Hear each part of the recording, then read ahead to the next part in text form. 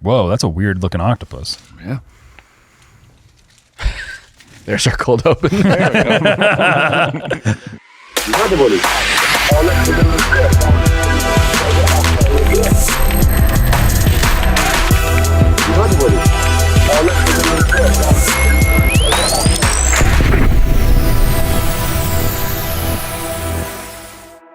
Hey everybody, welcome back to another episode of Human Reaction, your weekly source for independent commentary on cultural news and politics. It is a big week. We are less than a week out from the election, and we are glad to be here with you.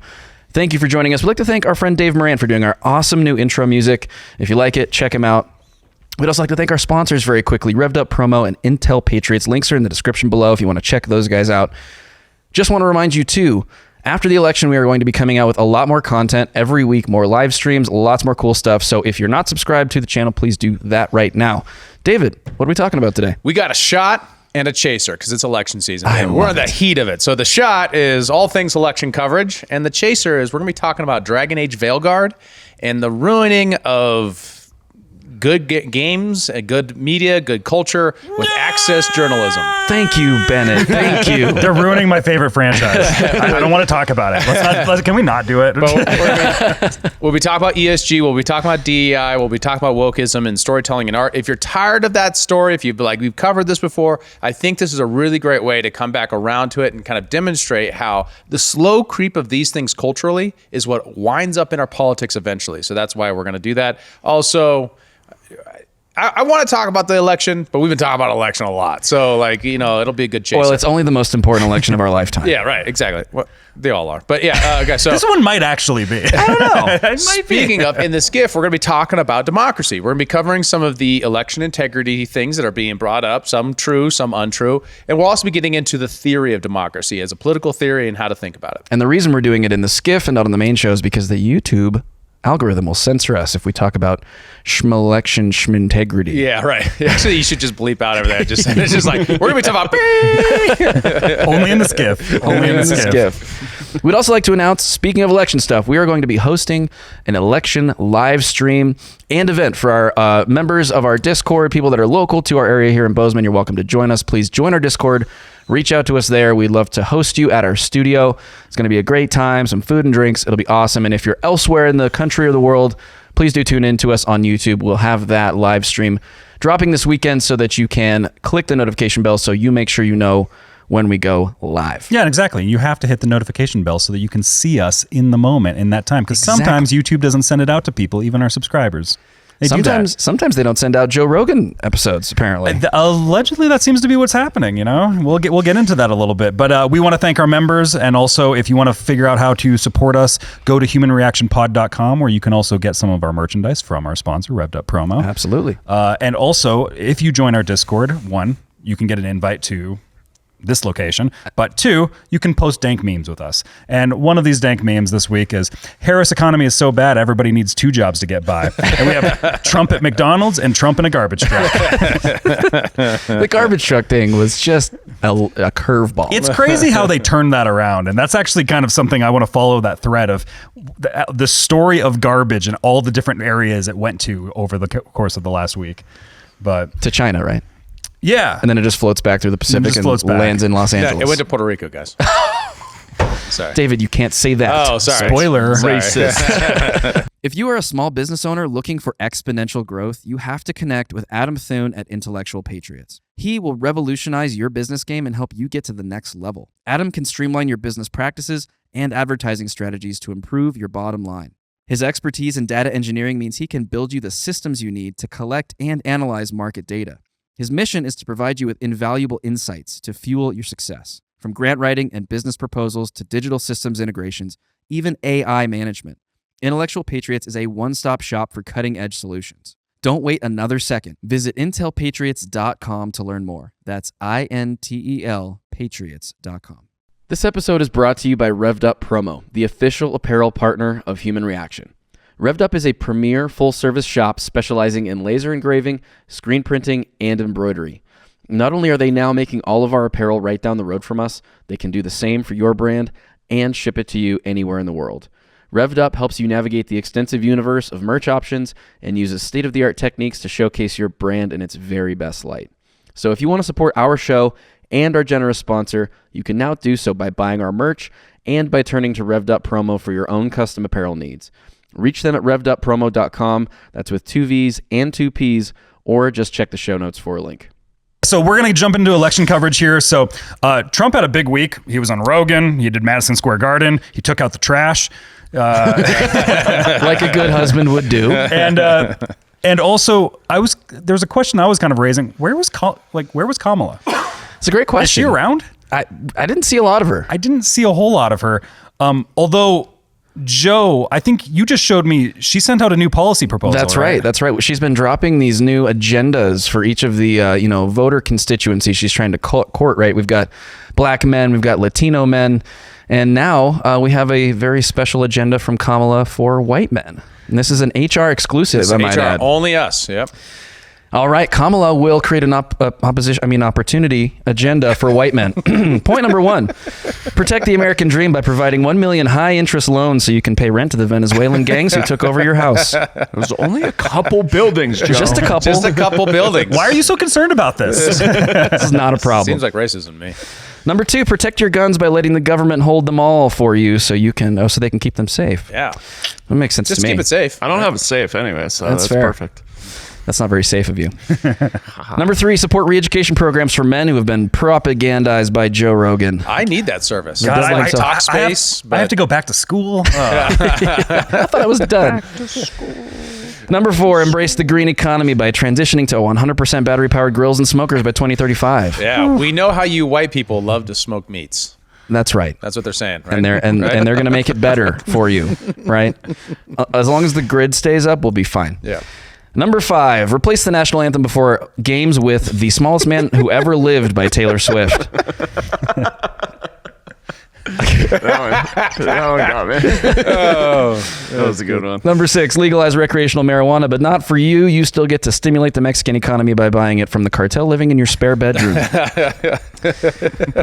Which is good. Which, I mean, it's nice that they tied the first and the last one Yeah. together. Yeah, it really works well together. It kind of works with the previous policy proposals for the Latino men. You know, we're trying to... I was trying to find a way around it, and I was just like, I'm just going to go for it. Awkwardly. This is the true unity party right here, you guys. You know? Bringing it all together. Yes, HR exclusive right here, guys. You'll never see this anywhere else or ever again. We should say Joe made all of these. We had nothing to do with it. Oh, don't do that. Don't ruin it. Kill him. But other than this... Before we get sued by the campaign Explain for election a joke. interference or something. That's a good point. We can go to jail for that. Great. Well, Yeah. as long as we're with Jimmy Kimmel. Yeah. No, I don't want to be in prison with Jimmy Kimmel. It's a No. terrible idea. He wouldn't go to jail. We go to jail. This is parody. Oh, This is parody. oh Yeah, yes. yeah, This yeah. is satire. This is not real. We had to explain that to people. But idiocracy. there was another moment from Kamala. Like I'm kind of scraping the bottom of the barrel this week. She just was absent, like strangely absent the week before the election. Was it really strange though? I mean, because her prior week, she was all over the place and not doing great. Can I take my headphones off for this one? No, you can't. No, Bennett, It is you are epic forced to amounts of listen to cringe. this. I'm going to I'm duct gonna tape have to them to your listen head. to it again anyway. So she had a rally. It was going well. It was very high energy. Then this happened.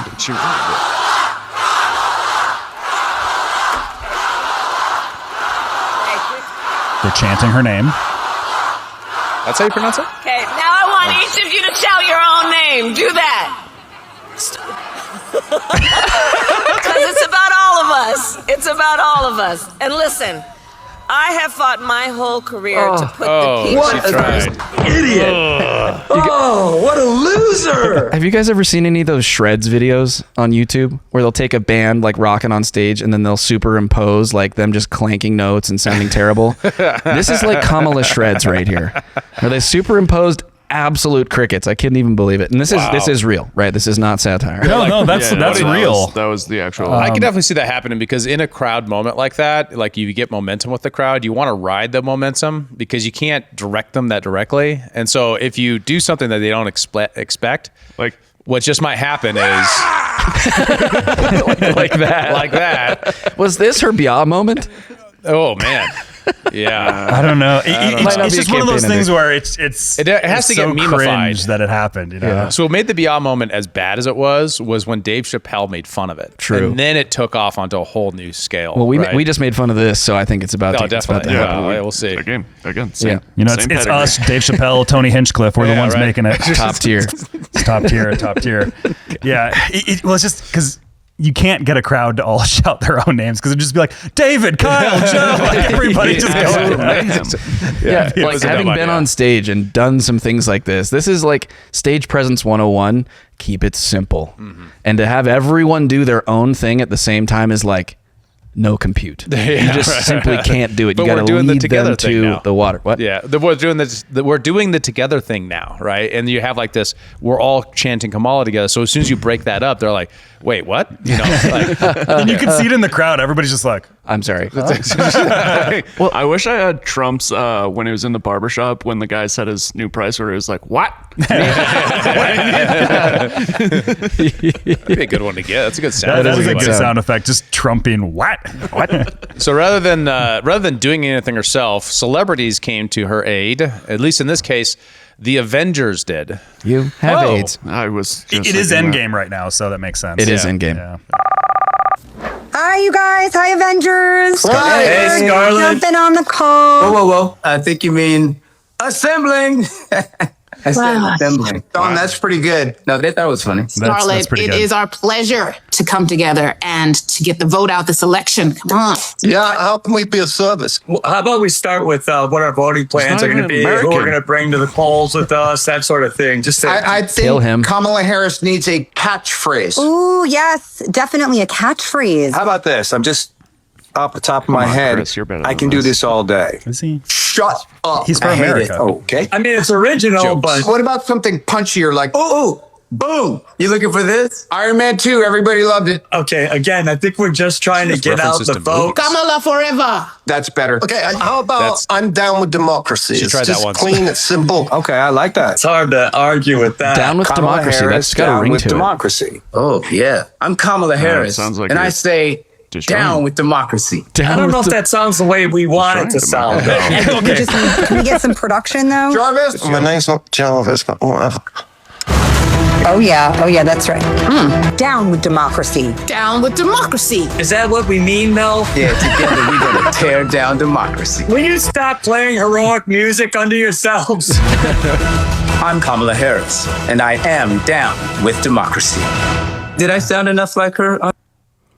That was something. Well, It was a little it more was entertaining funny. than her on stage. I do like the idea of. I do find it funny that because we were all thinking the same thing with the down with democracy. You're like, wait, what? Yeah, wait, that sounds like And then- a bad thing. And then I mean, they did and then lean the into Hulk, it. And then the Hulk is like, guys, what? The smart one in the room, obviously. Bruce Banner, really. So yes, if you can't do it yourself, have celebrities do it. Is the democratic way, right? It's how we select who's That's going to right. be president. Is having some people who make believe for a living inform people by making jokes. You just pull Yeah, the guest there you list go. from the latest Diddy Freak Off, and you say, "Who can I call?" Oh, we have the entire Avengers cast. Remember the Avengers Freak Off? That was the end game. Wow, that was the end game. Oh, That's jeez. Okay, moving on. There was another moment that caught my eye this week. Was You were the only one. I actually just came across this like late last night. Kamala, the campaign, they made a Fortnite map. They made a custom Fortnite map. Fortnite, one of like the biggest shooter games in the last literally the decade. number one. Yeah. Number one play game. Had probably like 70% audience can't vote. Yet, But or can they? Do they need an ID? Here's the ad for the campaign for the custom map here.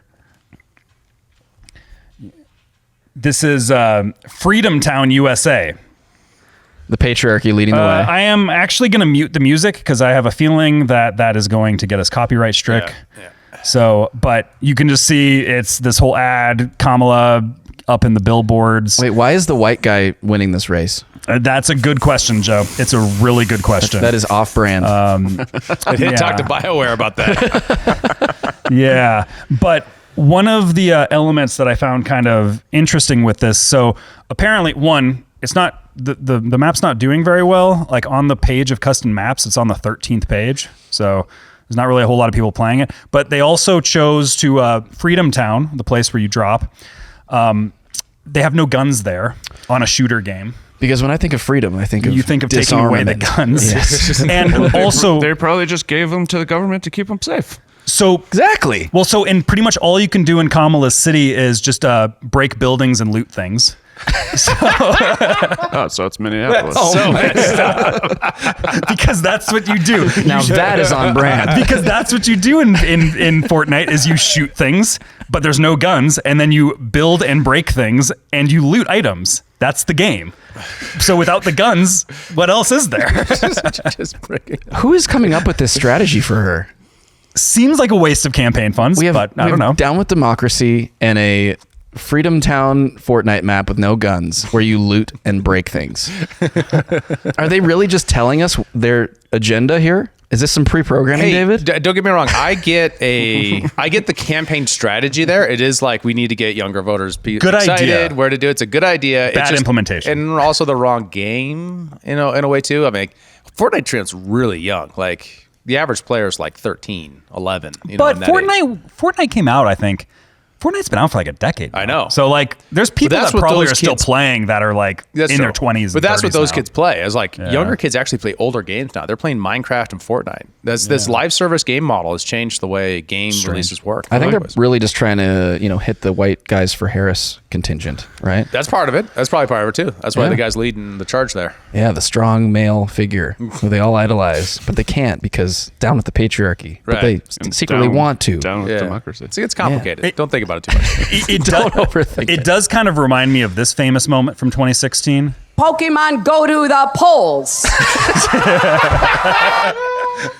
See, all right. If there's speech we have to get a hold of, otherwise we lose total control. It's that bullshit right there. Thanks, Censor this woman. Censor this woman.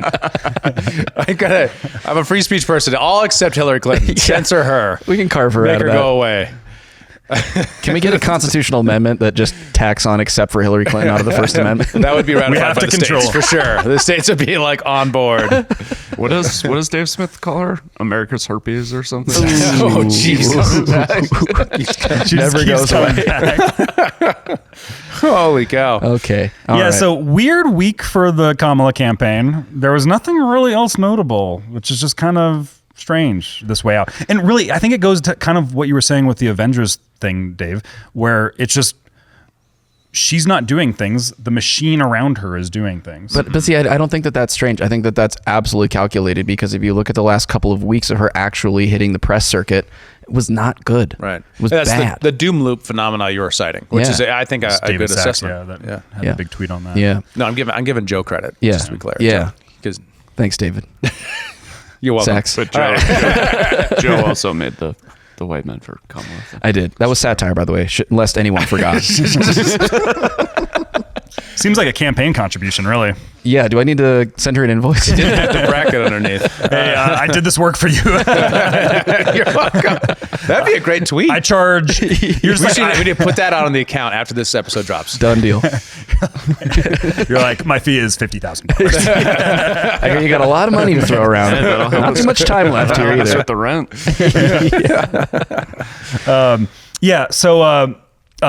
Then the other big thing, there's a few big things that really just Trump did a lot of big things this week. But the one that really got most of the attention, I think, was his rally at Madison Square Garden. And I think that we should probably go to the major news sources like MSNBC and see what they had to say about that, because it was a pretty big rally. So let's hear what MSNBC had to say.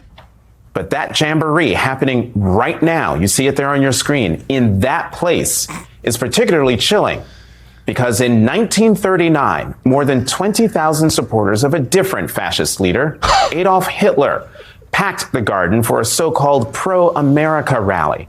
A rally where speakers voiced anti-Semitic rhetoric from a stage draped with Nazi banners.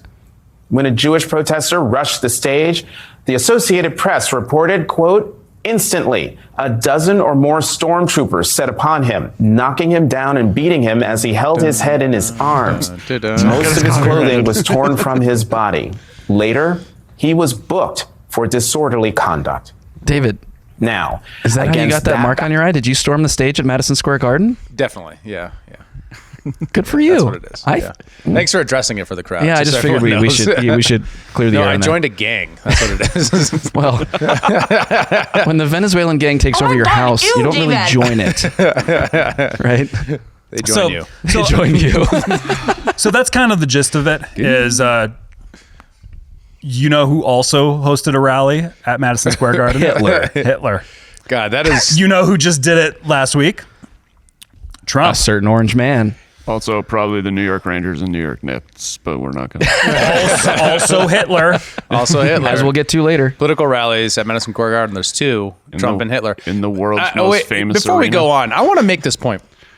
What really upsets me about this is if you're going to educate people about the history of fascism in the United States, and you don't mention who supported fascism, racism, and eugenics at the time, the things that we're most upset about the Nazis with. I mean, we could also mention socialism and, for example, forcing everyone into, or banning smoking and banning alcohol and all the things that are actually part of the Hitlerian regime.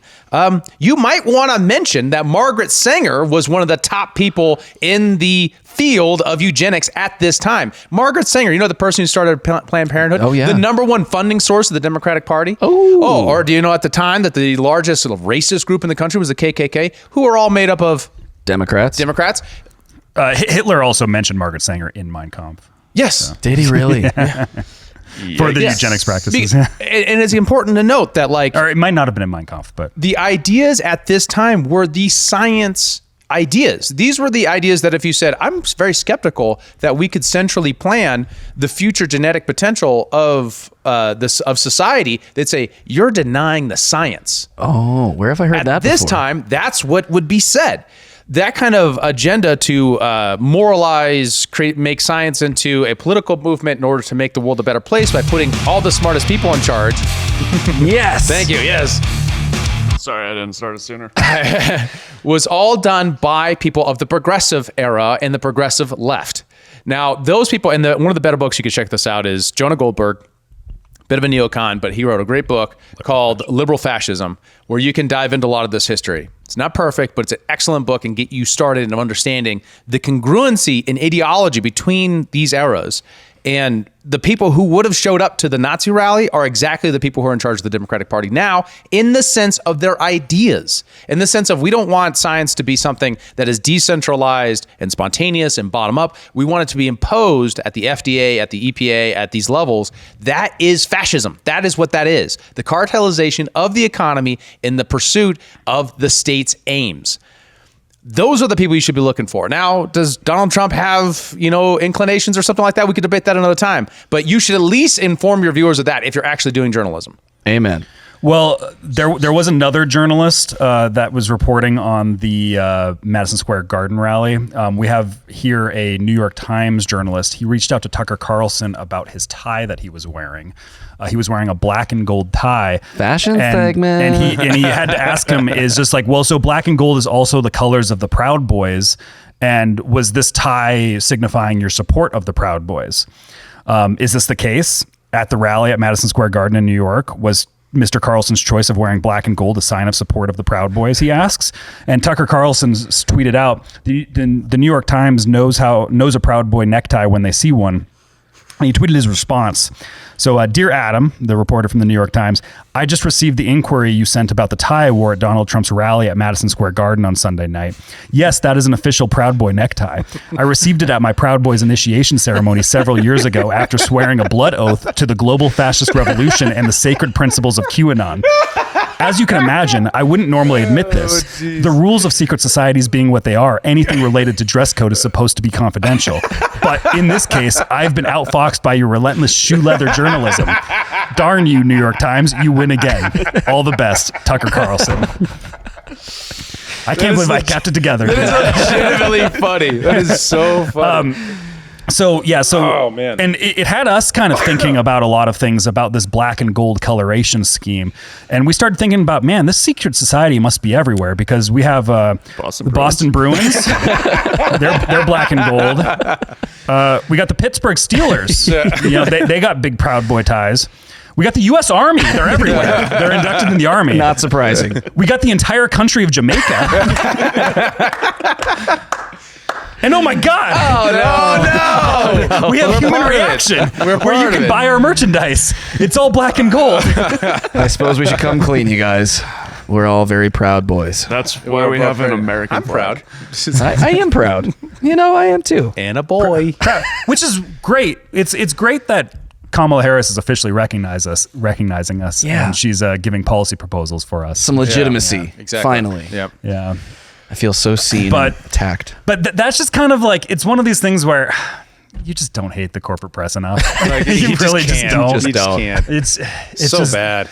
And there was another thing that, like, the story that really got all the news at the Madison Square rally was Tony Hinchcliffe. He did like a 12-minute set on, and Tony Hinchcliffe is a roast comedian, had a pretty good set. Like, I actually thought it was pretty funny. It was hilarious. He's one of my favorite comedians in the world. Honestly, he's probably like in my top 5. My guilty pleasure is Kill Tony, his weekly show. It's one of the greatest shows Incredible. ever. I'm not guilty about it. It's amazing. Yeah. You should watch it. It is a great show. If you're racist, you should watch it. But here's Proud Boys only. Kidding. But here's a reaction from AOC and Tim Walz reacting to his comedy scene. And this is about the Puerto Rico reference that he made. And here is this. These are terrifying. Absolutely wild times. It really, really is. And, there's a lot going on. Like, I don't know if you guys know this, but there's literally a floating island of garbage in the middle of the ocean right now. Yeah. I think it's called Puerto Rico. Okay. All right. Okay. We're getting there. No.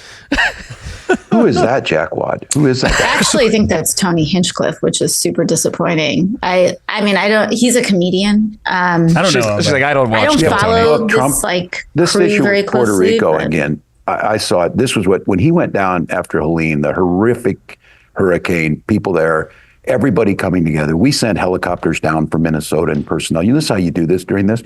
And in the first hours, Trump complaining about the response. Does anybody remember how he responded to Maria in Puerto Rico? It was absolutely horrific. Down there insulting people, throwing it. Look, I know that the folks who are on here today understand this. People in Puerto Rico are citizens. They pay taxes and they serve in the military at almost a higher rate than anybody else. Yeah. I mean, it's like super upsetting. Obviously, it's super upsetting. It's super upsetting. She's a bad actress. Yeah. So Does it just mean she looked different? The Kamala, she's been having a bit of a change, it seems like. Okay. Yeah. She looks completely different. I've noticed that I don't know too. what it is about. I saw a bunch of stuff yesterday wondering if she was pregnant. And I was like, okay. All right. Some people are saying it. I wouldn't say it. Yeah. I'm not saying it. It's just what I saw on Twitter. Some people say. Yeah. So Tony Hinchcliffe, he tweets back, "These people have no sense of humor. Wild that a vice presidential candidate would take time out of his busy schedule," in quotes, to analyze a joke taken out of context to make it seem racist. "I love Puerto Rico and vacation there. I made fun of everyone. Watched the whole set. I'm a comedian, Tim. Might be time to change your tampon." Oh, tampon Tim. Got him. And it was one of these. He really did make fun. He made hilarious jokes about Palestine and Israel having to settle their score with a 2 out of 3 rock paper scissors. Palestine only throws rocks. Did he say Israel always takes paper? No, Israel has a hard time putting out the paper. He made funs about carving watermelons with black people. Like, he made all these different racial jokes, right? And it was fun. Some jokes hit, some jokes didn't hit. That's the nature of stand-up. They don't have the audience mic'd, so you can't get the full dynamic that you would with a comedy special. Well, and sometimes laughter starts out with, oh, you know what I mean? That's okay too. Yeah. Like, and the point is to entertain. Right. One of the things that bothers me about the discourse here is the degree to which it is encouraging. It itself is like this puritanical encouragement of an inability to laugh at anything. Even if Puerto Rico actually has problems in the news with garbage, which every island country has problems with garbage. That's just true. But then additionally, they have a whole cycle of news coverage about it just a few months ago. Well, that's the thing is Joe Rogan was actually saying on his podcast with the trigonometry guys, where he was saying that he told Tony that this joke is going to get him killed or he's going to get him stabbed because he says it in the clubs all the time. But he was also saying that Tony's like actually obsessed with the Puerto Rican garbage problem because there's actually a floating island of garbage that they just have out in the ocean by Puerto Rico, and the landfills are overflowing and they're having to ship it out and all this stuff, right? So it's actually referencing a real story. Pulled something up that's a study commissioned by FEMA and the EPA. Puerto Rico could run out of landfill space in 2 to 4 years, and this was 2 years ago. Oh, well, there you go. And it's happening. It's a real problem, and that's the thing that bothers me is you're like, oh, how dare you make a joke about Puerto Rico? Yeah. Well, Bad Bunny came out and said, no. Yeah. Right? And he's the most famous Puerto Rican artist out rapper. of Puerto Rico. Yeah. Well, I mean, and also on this note, like, props to Jon Stewart for actually coming out, and we could play the clip, but we can't because we'll get copyright struck. But he came out and like defended Tony in a sense. He was like, maybe this was a bad idea politically to say this at a rally in New York, but it was funny. And I don't even like that take. I mean, so I thought a lot of people, backed it up. It was just like, oh, it's a funny joke, but you shouldn't say it at a political rally. I was like, no,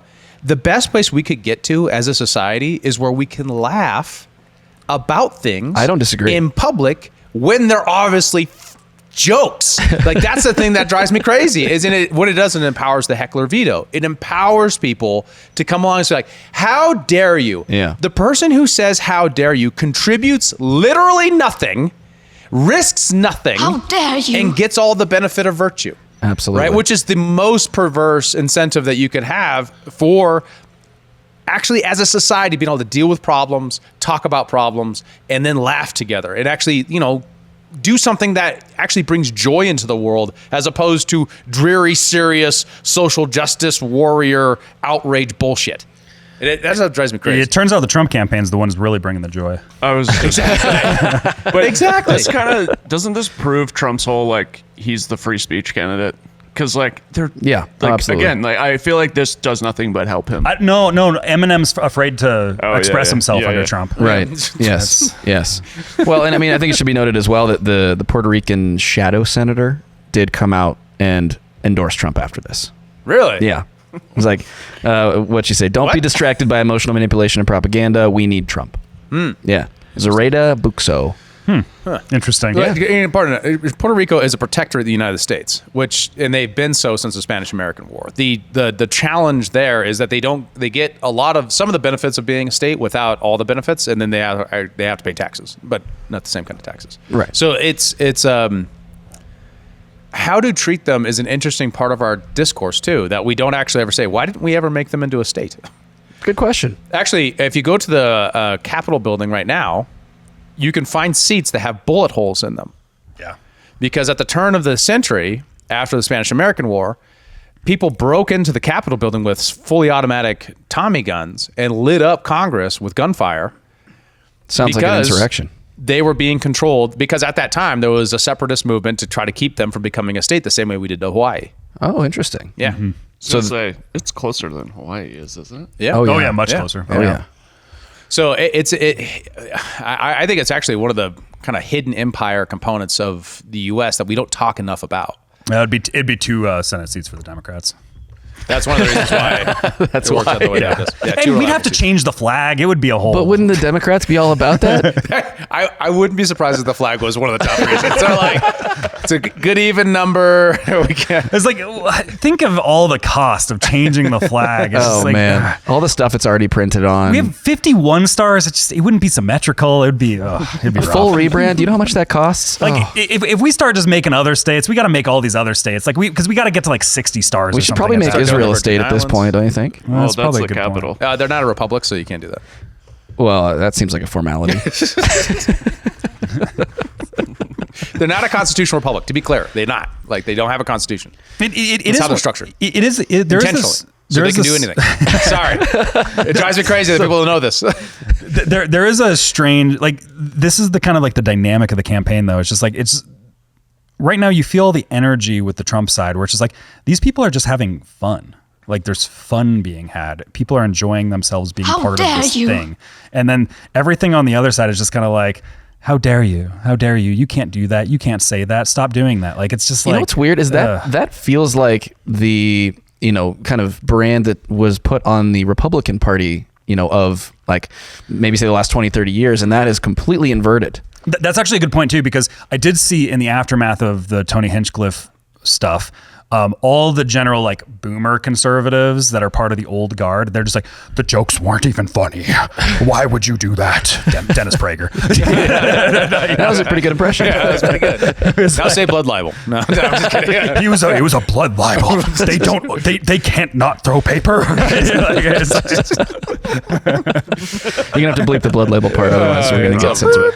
But like those old guard boomer conservatives, like they are still kind of stingy and don't want the party to have fun in any meaningful capacity, it seems like. But all this youthful energy that's coming in here and all this new people that come in under Trump here is like, they're all like, yeah, no, we're having a good time. Like this is serious business, but we can also have a laugh. And there's something powerful about that. Yes, and laughing at yourself is important as well. And young and masculine, which is how you actually keep your young and masculine crowd interested, entertained, and engaged, as opposed to boring square bullshit. Yes. One thing we didn't mention for Kamala being absent was she tried to get Rogan to go to her. Yes, to she do did. an hour. Oh, yeah. Where Trump went to him, did 3, and Rogan wanted her to come to him. Yeah, I actually have the tweet prepared for that. Because Trump and JD Vance both did Rogan. JD did his episode was yesterday, and then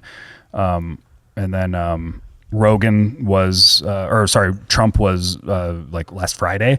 But yeah, Rogan tweeted out, also for the record, the Harris campaign has not passed on doing the podcast. They offered a date for Tuesday, but I would have had to travel to her, and they only wanted to do an hour. I strongly feel the best way to do it is in the studio in Austin. My sincere wish is to just have a nice conversation and get to know her as a human being. I really hope we can make it happen.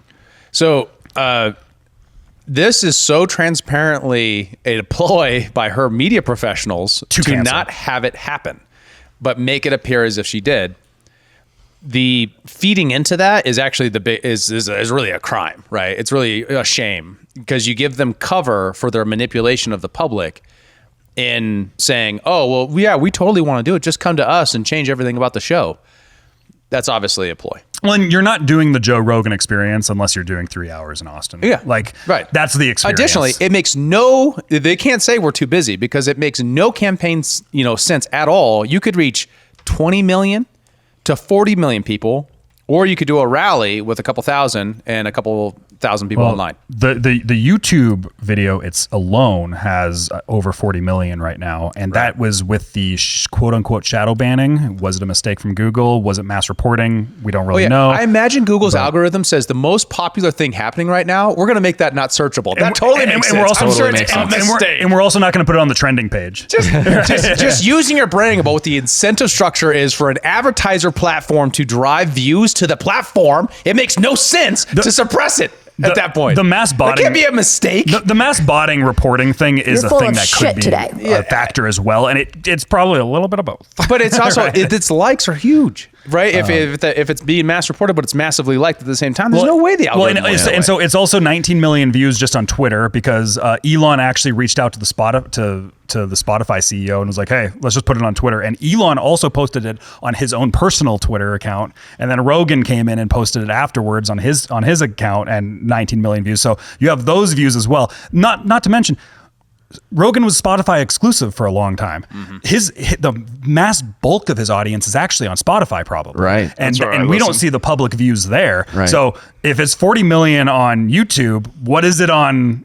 On all the other Spotify, platforms. yeah, like probably over 100 million in total. These are orders and orders of magnitude larger than any cable news broadcast. Period. Ever. Yeah, right. This is Super Bowl sized stuff. And she's like, "Well, I mean, I can fit you into my schedule maybe if you come to a different state." It's like, no, limit it to an hour. Also, give me questions ahead of time. Probably you're not fitting him into your schedule; he's fitting you into his schedule. Yes. Like that's the actual dynamic here at play. And that's kind of the thing too, is because a lot of people are making comparisons to the Call Her Daddy podcast, which is kind of the Joe Rogan for women.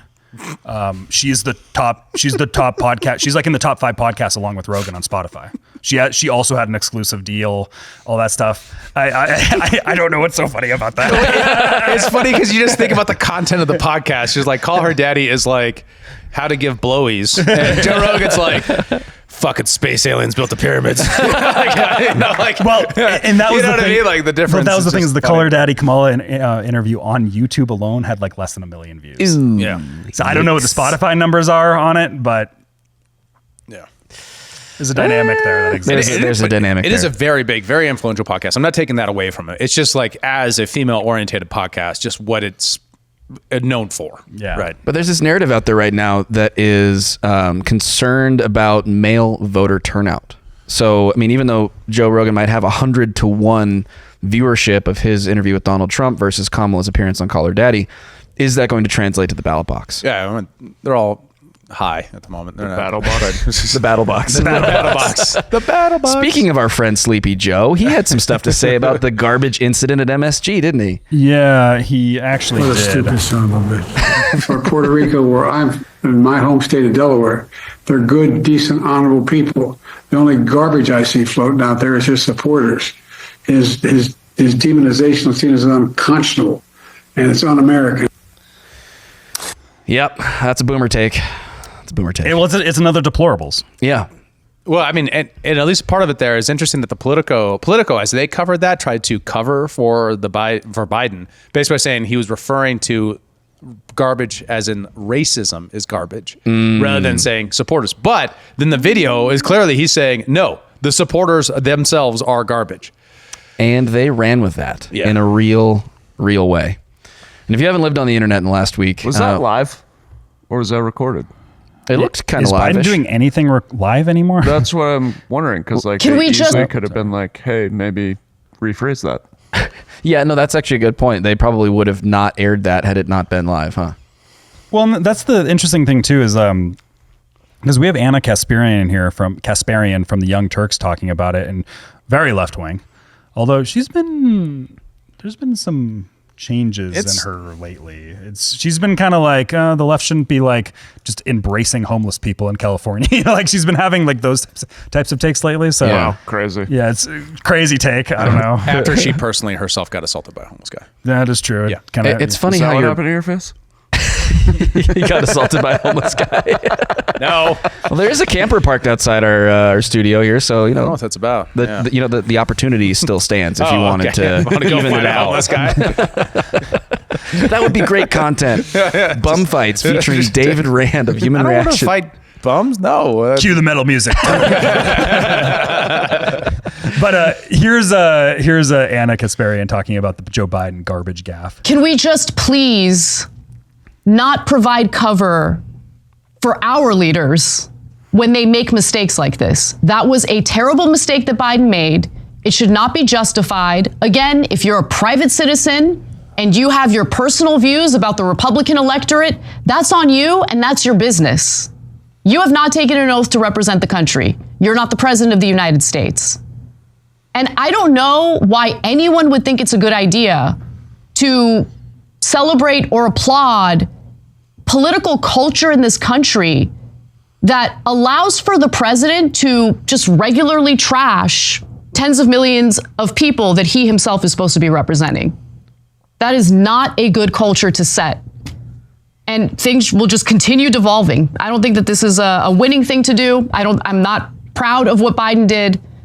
And honestly, the thing that frustrates me even more is that after he made those statements, even though he was on video making those statements, a bunch of people are totally gaslighting about how it didn't happen. It's totally made up. It's fake.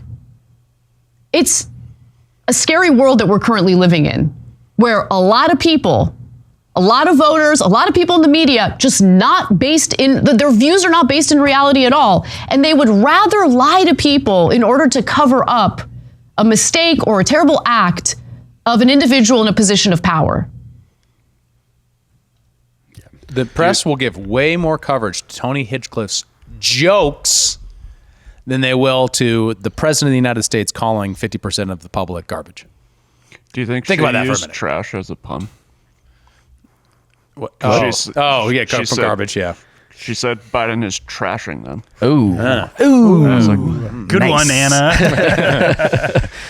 Well, so it was well put, and especially from a liberal point of view, you gotta praise. Oh, yeah. Whenever anyone breaks outside of their tribe and holds their own powerful to account. So well done. Absolutely.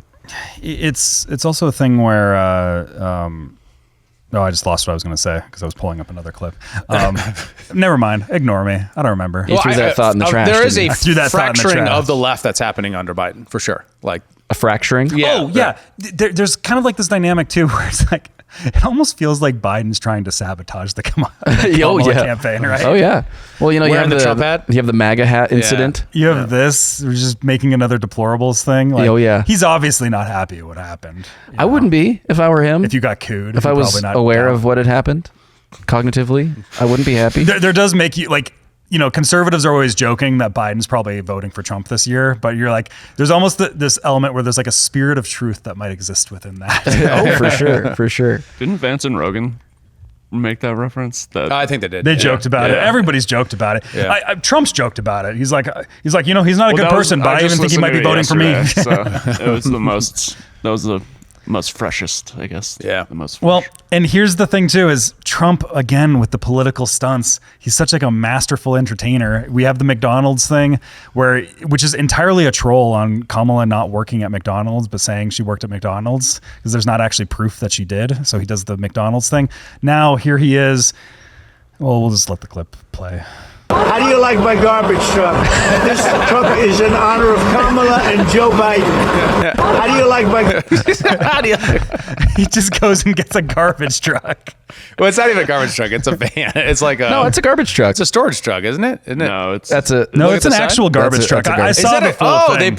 put a decal on an actual garbage truck. That's hilarious. for the audio only listeners, there's a giant Trump "Make America Great Again" 2024 sticker on the side of this garbage On truck. an all-white garbage truck. Have you ever seen an all-white garbage truck before? That's a crazy. brand new garbage truck. That hasn't seen a lick of garbage. Oh, man. This is a comment. It's just him with the with the Loves shades. the people. But then the thing was too, and I watched a little bit of his rally last night where he did the whole garbage like stunt and he continued into it. God, it was funny. Or it wasn't last night, it was a couple nights ago, but it was funny. Him Yeah, it talking was. about still wearing the vest because he goes to his rally still wearing the vest. Yes. And here's just a little moment from it. Kamala and Joe call all of us, and them, even them, garbage. I call you the heart and soul of America. You are the heart and soul. You built our country. You know? You built our country. You built it. Far more than they built it, I can tell you that. You built it. And by the way, I want to thank all of our incredible sanitation workers all across America. Nailing it, dude. Nailing it. It's good political rhetoric. It's good. Because they work hard. They really do work hard. Kamala and Joe. Wow. But and it's funny, he goes up and he just does like this 5-minute bit at the beginning of the rally where he's just like, you know, he's like, I need my suit. I need to get my suit. And he's like, I can't be wearing this at the rally. And they're like, well, you know, sir, you look a little bit thinner in that. So he's like, well, now I gotta do it. And he's just like, he's just doing stand-up comedy. It's I really funny. enjoyed the clip I saw of him talking about getting into the garbage truck where he's like, we got these big, strong guys. And I'm like, oh, crap, now I got to be able to get into this garbage truck. And I walk up to it and the steps this high. And I'm like, shit. So good. You know, so at least one thing to point out is you do have this fainting couch tactic that you use in politics, right? So if they say something about your side, you go, oh, how dare you, right? Oh, yeah. There's a difference in quality between saying a joke from a comedian saying, oh, how dare you say that, and insult all these people and saying, oh, this is a real issue that the people of Puerto Rico are facing, right? You're just ignorant of the issue. Versus someone just going out of their way to insult a portion of the population and then using that as a campaign tactic to say, no, sanitation workers and people of this, like those sorts of pivots can come across as inauthentic if you do them wrong. And I think that the left is coming across inauthentic because they overdo that tactic so much. They fainting count so much that now people don't really take them seriously. At least it's hard for me to imagine someone who would. Well, it's like, okay, October surprise. Have you heard? Trump's a Nazi. Yeah. Breaking news. Crazy. Never right? heard that before. Yeah. Where it's this it's like this religious preaching that comes from the left, where this is taking it and running with it and making a bit and turning it into a high energy moment. Where with what the left is doing, they're just like, it's like shame. How dare you do that thing? It's like a very different vibe. Yeah, right? it's political improv versus this very trite like sketch comedy thing that the left is trying to do, and they literally do, and it's bad, at least to me. No, I get what you're saying. That's right. And there is an interesting thing too, where there hasn't really been a whole lot of major October surprise dynamics that I would have expected. Well, I think the Walz affair is probably one of them. So Tim Walz was accused of pushing a Chinese Communist Party official's daughter to the brink of suicide during a storm-tossed love affair in the 1980s. Made me feel cheap, she said. I mean, it's surprising, but not for the reason that this article. Yeah, so we got young Walz and his Chinese I'm still convinced lover. that's Billy Bob Thornton. Yes. Yeah, I don't know. This is during his time when he was in Tiananmen Square, if you remember that time period.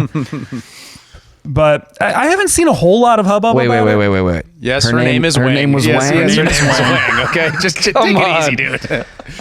But it's just, it plays in so perfectly to the Tim Walz narrative. Yeah. Yeah, so Wang He's like, at least you have a Wang. She may not have a real Wang, but at least she is one. Oh, man. Come on. Wang expected the passionate 1989 affair to end in a proposal, but instead it resulted in a breakup that made her consider taking her own life. I was deeply insulted, hurt, and I had to leave that place because many people knew that we had a relationship, Wang explained, saying that Walz had implied that he had intended to marry her. Yeah, so this is during his, as a school teacher, taking students to China, right? Dance students, wasn't it? Right. And isn't it kind of unethical to have an affair while you're on like a work trip with students and you're a public school teacher? Right? Am I wrong about that? In a relationship already? I don't know. Or was he married at the time? No, they got married after. Can you go down to the marriage thing? That's just, this one's crazy. Yeah, the wedding took place on June 4th, the 5th anniversary of the Tiananmen Square massacre. So the Walzes could have a date he'll always remember, his wife later recalled. God, that's so crazy. Tim lied about Tiananmen Square, and he's lied about other things Wang told the Daily Mail.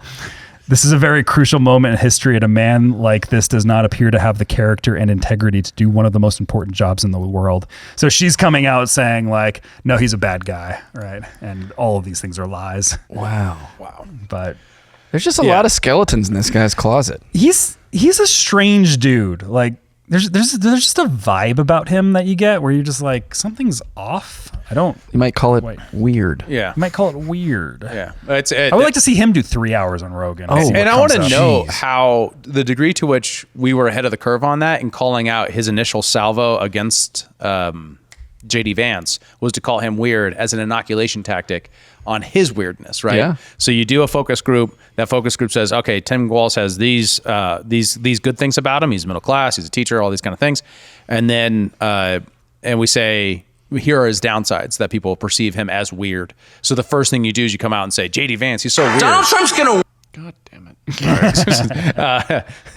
I lost it. Well, that was it. Blame Bennett. But I'm just taking credit. We were right. Tim Walz is weird. I was trying to find what episode that was. That JD Vance, as proven by the Joe Rogan. It was episode 88. There we go. Yeah.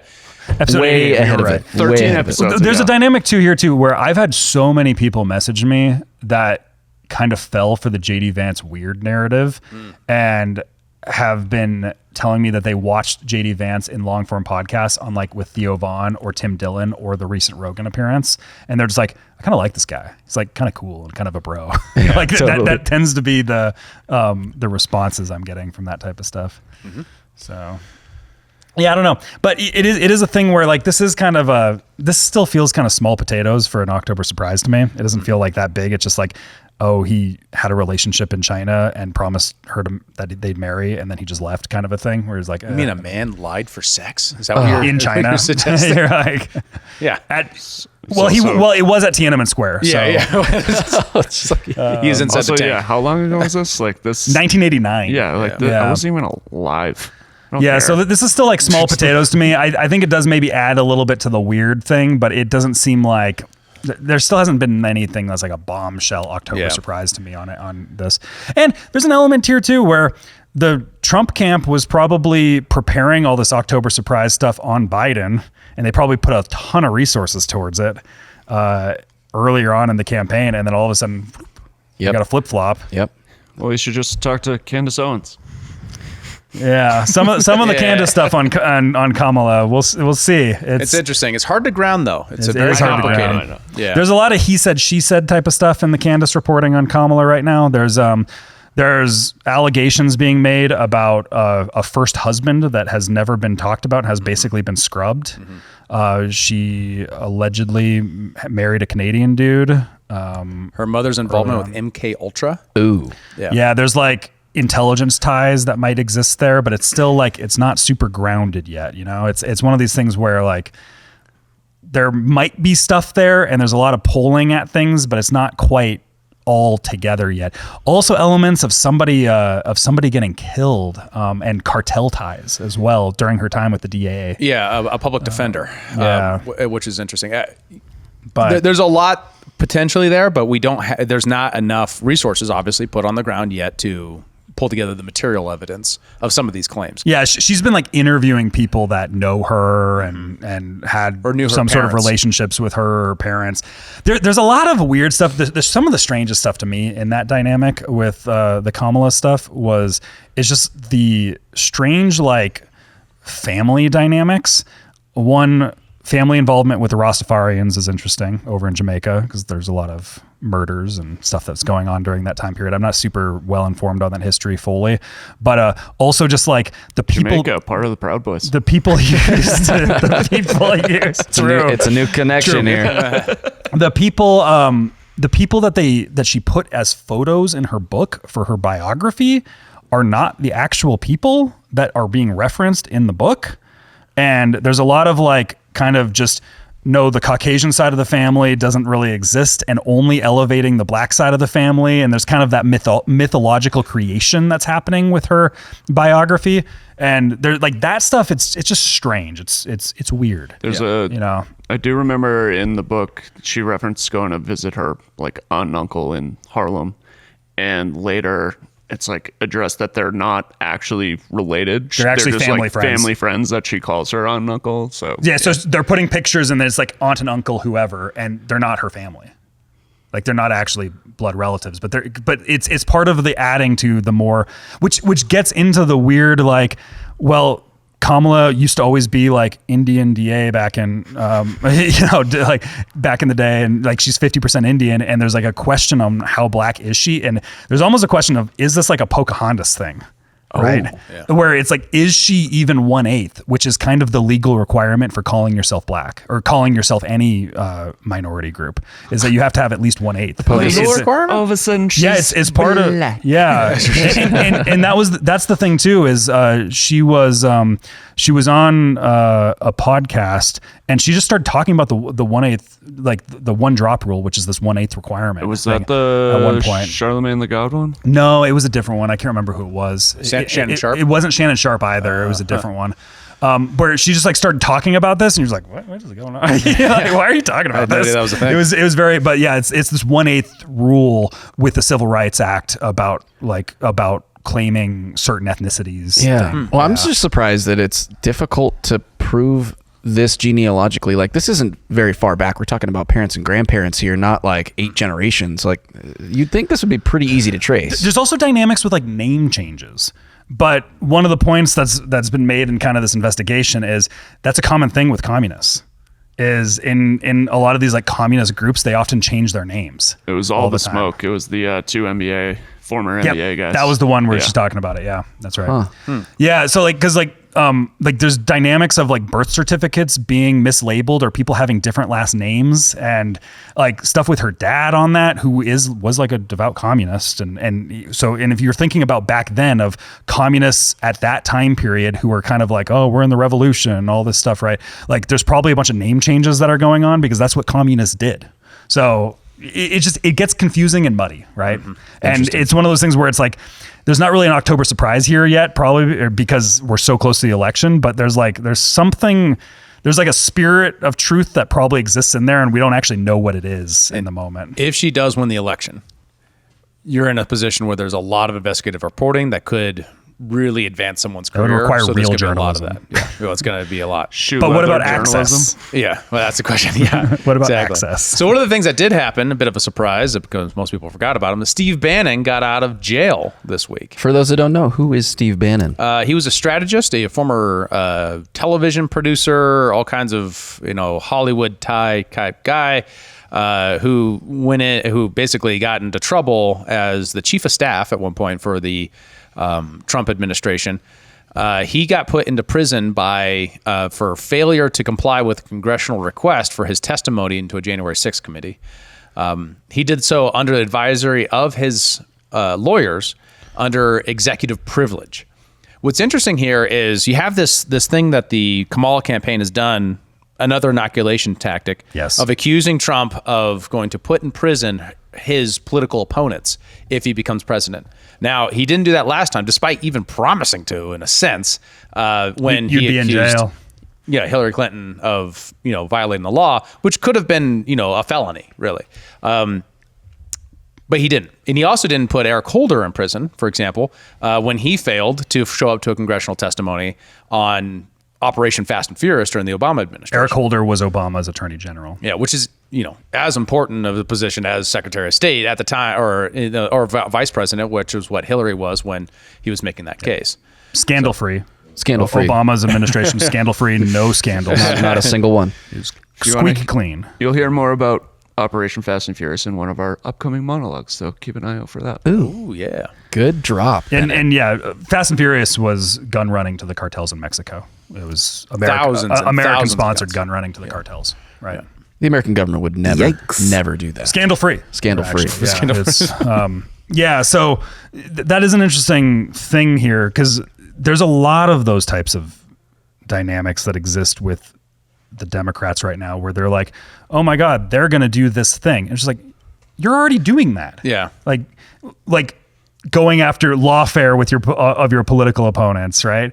Or it's definitely Steve Bannon, who is he's not a trivial person, but he's not the vice president. You know what I mean? Or he's not like a person who misused power on the scale of a secretary of state or a vice president, right? Like if you're saying, okay, the standard is if you disobey the law, a congressional summons, you go to jail. Well, the attorney general has way more power than, a chief of staff. Well, and Steve Bannon's lawyers told him not to comment. Like they told him in this moment not to comment. Yes. That was their legal advice. And that was the contempt of Congress, right? So, and of course, with the way AP decided to cover this was Steve Bannon spends his first day out of prison on the airwaves stumping for Trump, as opposed to this man was incarcerated for something that no one gets incarcerated for. Well, we've had a lot of people in the Trump camp get incarcerated too. This isn't the only person that this happened. What's his name? Was recently released too a few months ago. Peter Navarro. Navarro, yeah. He was released. Who's the other guy? There was another guy. I remember the FBI raided his house. So many FBI raids that happened. Hard to keep them all straight. Like all these things are like they're things that happened years ago, and it's like, yeah, those people went to jail. Yeah. Like there's been a bunch of these that have happened, right? But then we also look at like what's going on with Eric Adams in New York right now too, right? Where like FBI went and raided the mansion. And all these like different associates that are part of his kind of clique in New York politics, they're all getting their phones confiscated and their houses raided by the FBI. Like it's not, this stuff happens.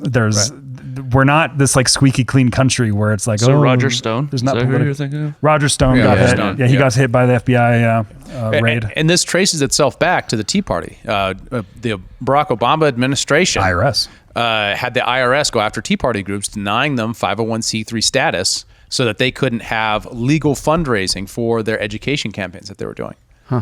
So basically then they would then go and say you're illegally raising funds and speaking in election cycles, and then, take down their bank accounts and harass them using the IRS. Hit them with campaign finance violations. And this was proven right? And then people have this recollection that Obama was scandal-free. Yeah, right. Didn't have a kill list. And didn't run guns. My thesis is that if there's any justice, the most divisive president in history will be considered Barack Obama, at least of the 21st century. If history is written okay. Well, at least it'll be the thing that you realize when you actually get into history, right? Because he spent, to just real quick, and I said this in a couple episodes again, you cannot underestimate the degree to which his final 4 years after Republicans took control over the House and then the Senate, that he spent his entire time just campaigning against Republicans rather than compromising, working with them on the table to get actual legislation passed.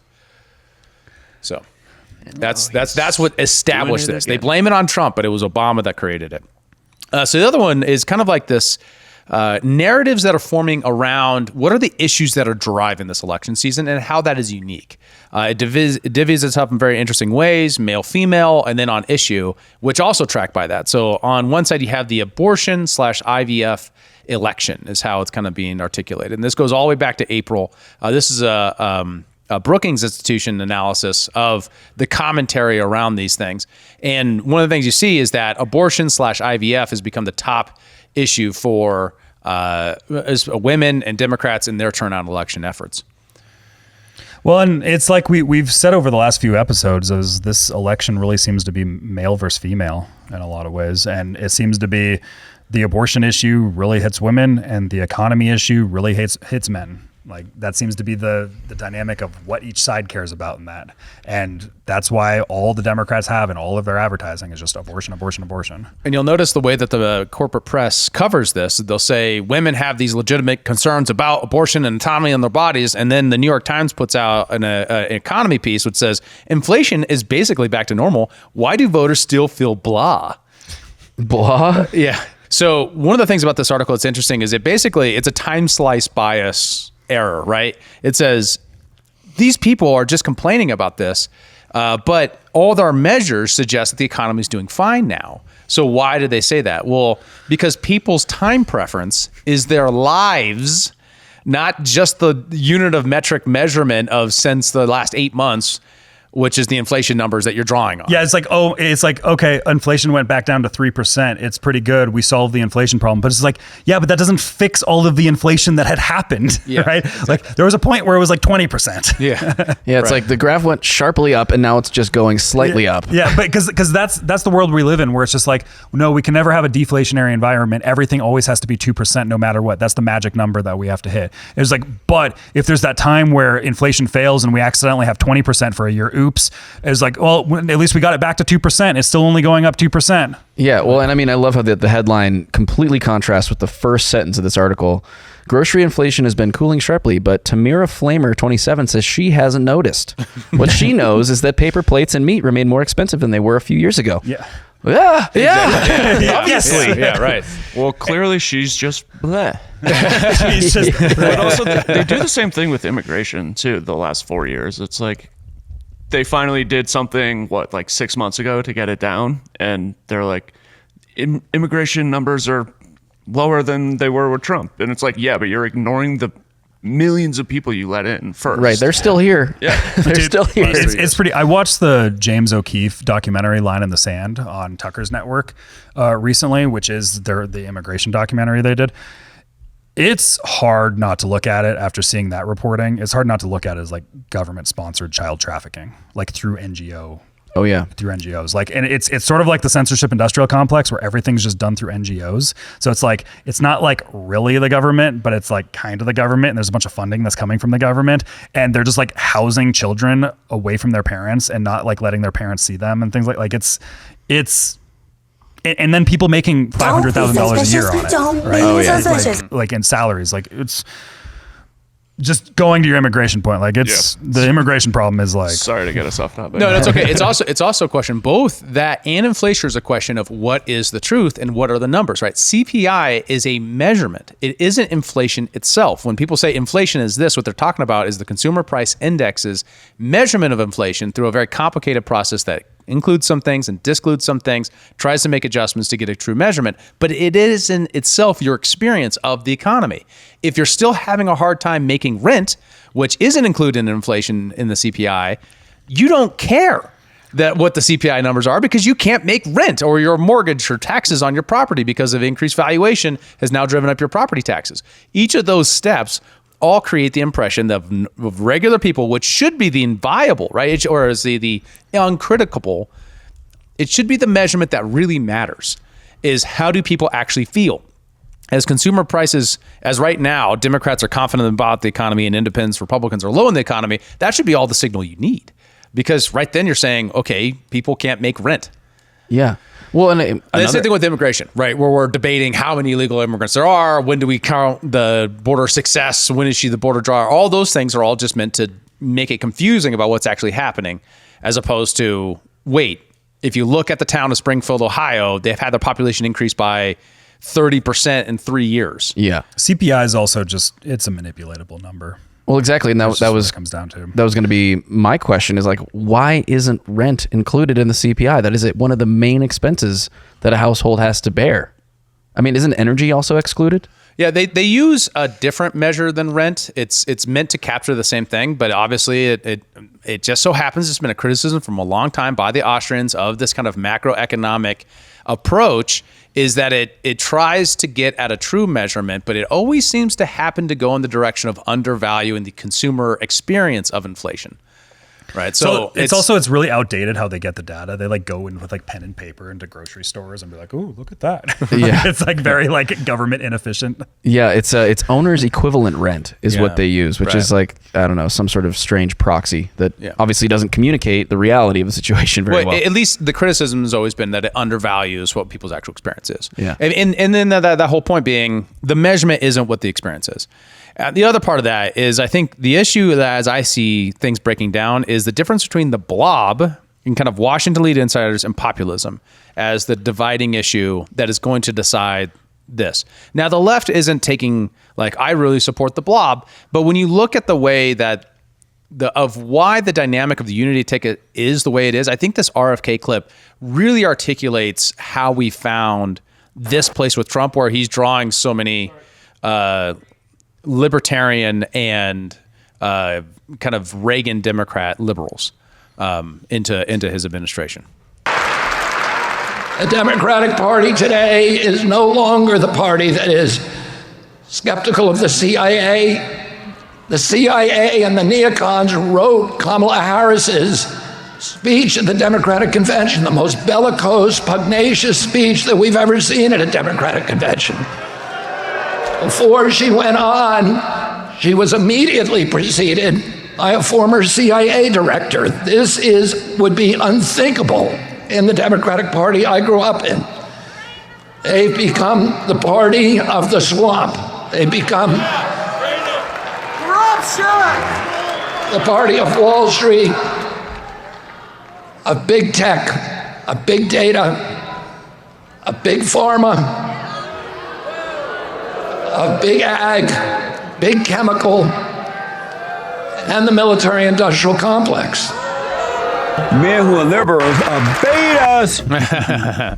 So, and I was like, I heard those and I couldn't confirm written by, but PBS has a video of the actual speech by Liam Panetta. And I could just talk over it too if you want. Former defense secretary, for people that don't know. And former also CIA director. Yeah. CIA director. And imagine this. Imagine for a moment if when Bush was running for re-election, you can just mute it, Kyle, and play it. Because I don't want to hear this guy's voice. He's just annoying. He's just going to take credit for killing. There's no point in me playing it if we're not going to. It's just going to be him being like, oh. Exactly. But I just wanted to demonstrate he's not joking. That's real. That really happened. And you know what the Democrats said? They all went, "Yay! He killed Osama bin Laden." Imagine for a moment if you're in your 30s, your recollection of the Bush era. Maybe late 30s. Sorry, Kyle. Your recollection of the Bush era is the CIA and the Secretary of Defense and these people who are in charge of the military, the military-industrial complex, and the larger network of private, nonprofit, and government was the devil, right? That was exactly the target. And that was the best part about the left, is that they were aware of this. And if you had a local meeting of the Democrats or an anti-war meeting somewhere in town, they'd be talking about how Bush was a Nazi and how everyone around him, the CIA director, because his dad was a CIA director who was connected to Nazis going back to his grandfather in Germany and all this other stuff.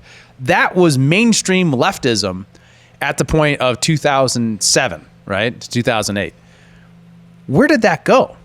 Right. And that switch, I think, is tectonic, right? It's happened at this fundamental level, and we're just now reconciling with that. And that's why we see the unity ticket. And that's why we see kind of this elite expert dynamic versus populism dynamic. And my question for, listeners, for regular people is, which side are you on in that? That's a very interesting component of that. If you say, well, I'm with the elites because they're the smart ones, think about that. That puts you on the same side as, that doesn't make a difference between your science that you believe in climate change or whatever, and Leon Panetta, the CIA director who got us in, who itself was advocating for the death of Julian Assange. Yeah, and Dick Cheney. Yeah, who is the devil. Yes. Yeah, you're on there with. It's still so crazy to see Kamala going around with Liz Cheney and Dick Cheney, and making all these things about isolationism is not going to save you, and she's making these speeches about we can't abandon our friends. Yeah, it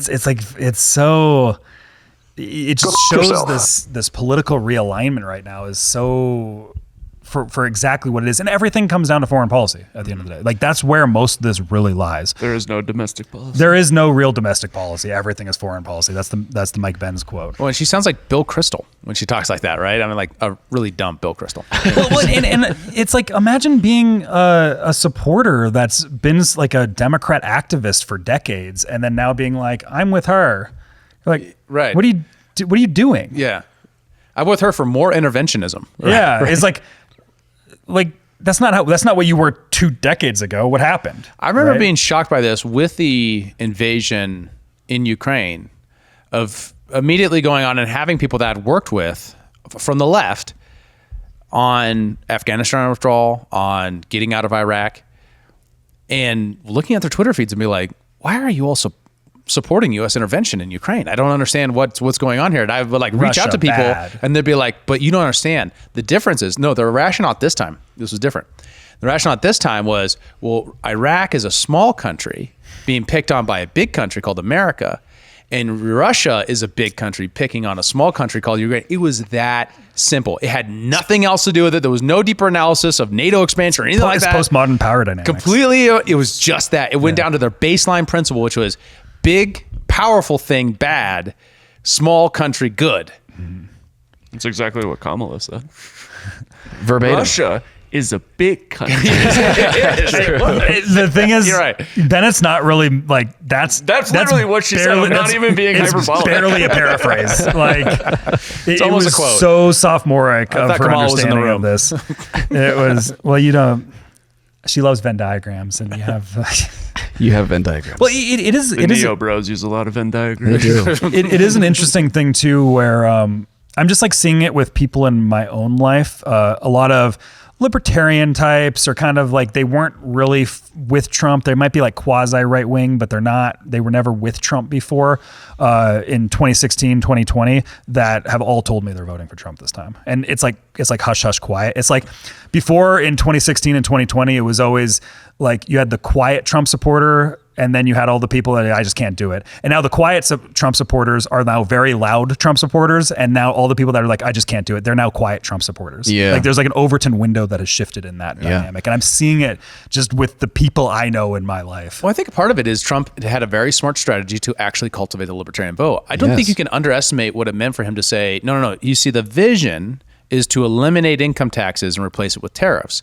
And then that gave permission for a lot of people to be oh, okay, the end game is actual net tax reduction for domestic producers in a way that makes sense, and a consumption tax on foreign produced goods. It's like a hidden consumption tax is what tariffs are versus an income tax. Right. And we could argue about which is better, right? Yeah, exactly. I at least can now say, oh, this is the end game you're shooting for, as opposed to that. And then obviously you'll have your other stuff oh, I really want spending. You can't just cut taxes because that's deficit financing. All those debates can then happen, but you're now basing the debate on a principle of a vision that you don't have to immediately oppose to. Not to mention Free Ross and his promises there. Not to to mention going to the Libertarian Party and selling himself as the anti-war candidate. Not to mention Ukraine, I think, has converted a lot of people who are pro-peace libertarians and liberals into there's only one choice here. I'm forced into supporting Trump because nuclear war is the biggest threat to civilization, to life on the planet, period.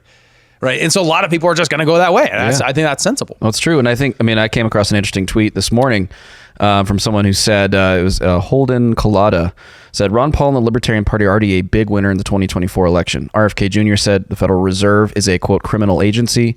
J.D. Vance said, quote, I've come around to the Ron Paul argument on the Fed. And I know we're shifting a little bit here from foreign policy, but that's right. Yeah. Trump has pledged to end the Department of Education, commute Ross Ulbricht's sentence, and appoint a libertarian to his cabinet. He just tweeted out the Ross thing like 2 days ago, too. Yeah. Elon Musk and the Department of Government Efficiency, Nicole Shanahan, finding Ron Paul was like, quote, finding a gatekeeper to wisdom that transformed my political views. I saw that. Like, speaking of the Overton window shifting, 1776 will commence again. Damn right it will. And it really is. It's a large coalition of people who you would never have expected 4 years ago to be in the same tent. Now, if you're of the persuasion, be like, yes, but this is a candidate running election year, they lie.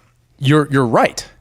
The trick is like, if you can get them on the record, you have something to hold them to account to. You can now apply pressure while they're in office to say, if you want your legacy to persist, if you want this unity ticket to go on beyond you, if you want support while you're acting to keep, if the Republicans take the Senate and the House and actually put pressure to get your agenda across the line, you have to give the red meat to the people you're making promises to. That's how politics works. And that's all Trump has right now. He's not going to be running for re-election after this. At least he's said so. And if he wins, he can't, because this will be a second term. Yeah. So all he has is his legacy.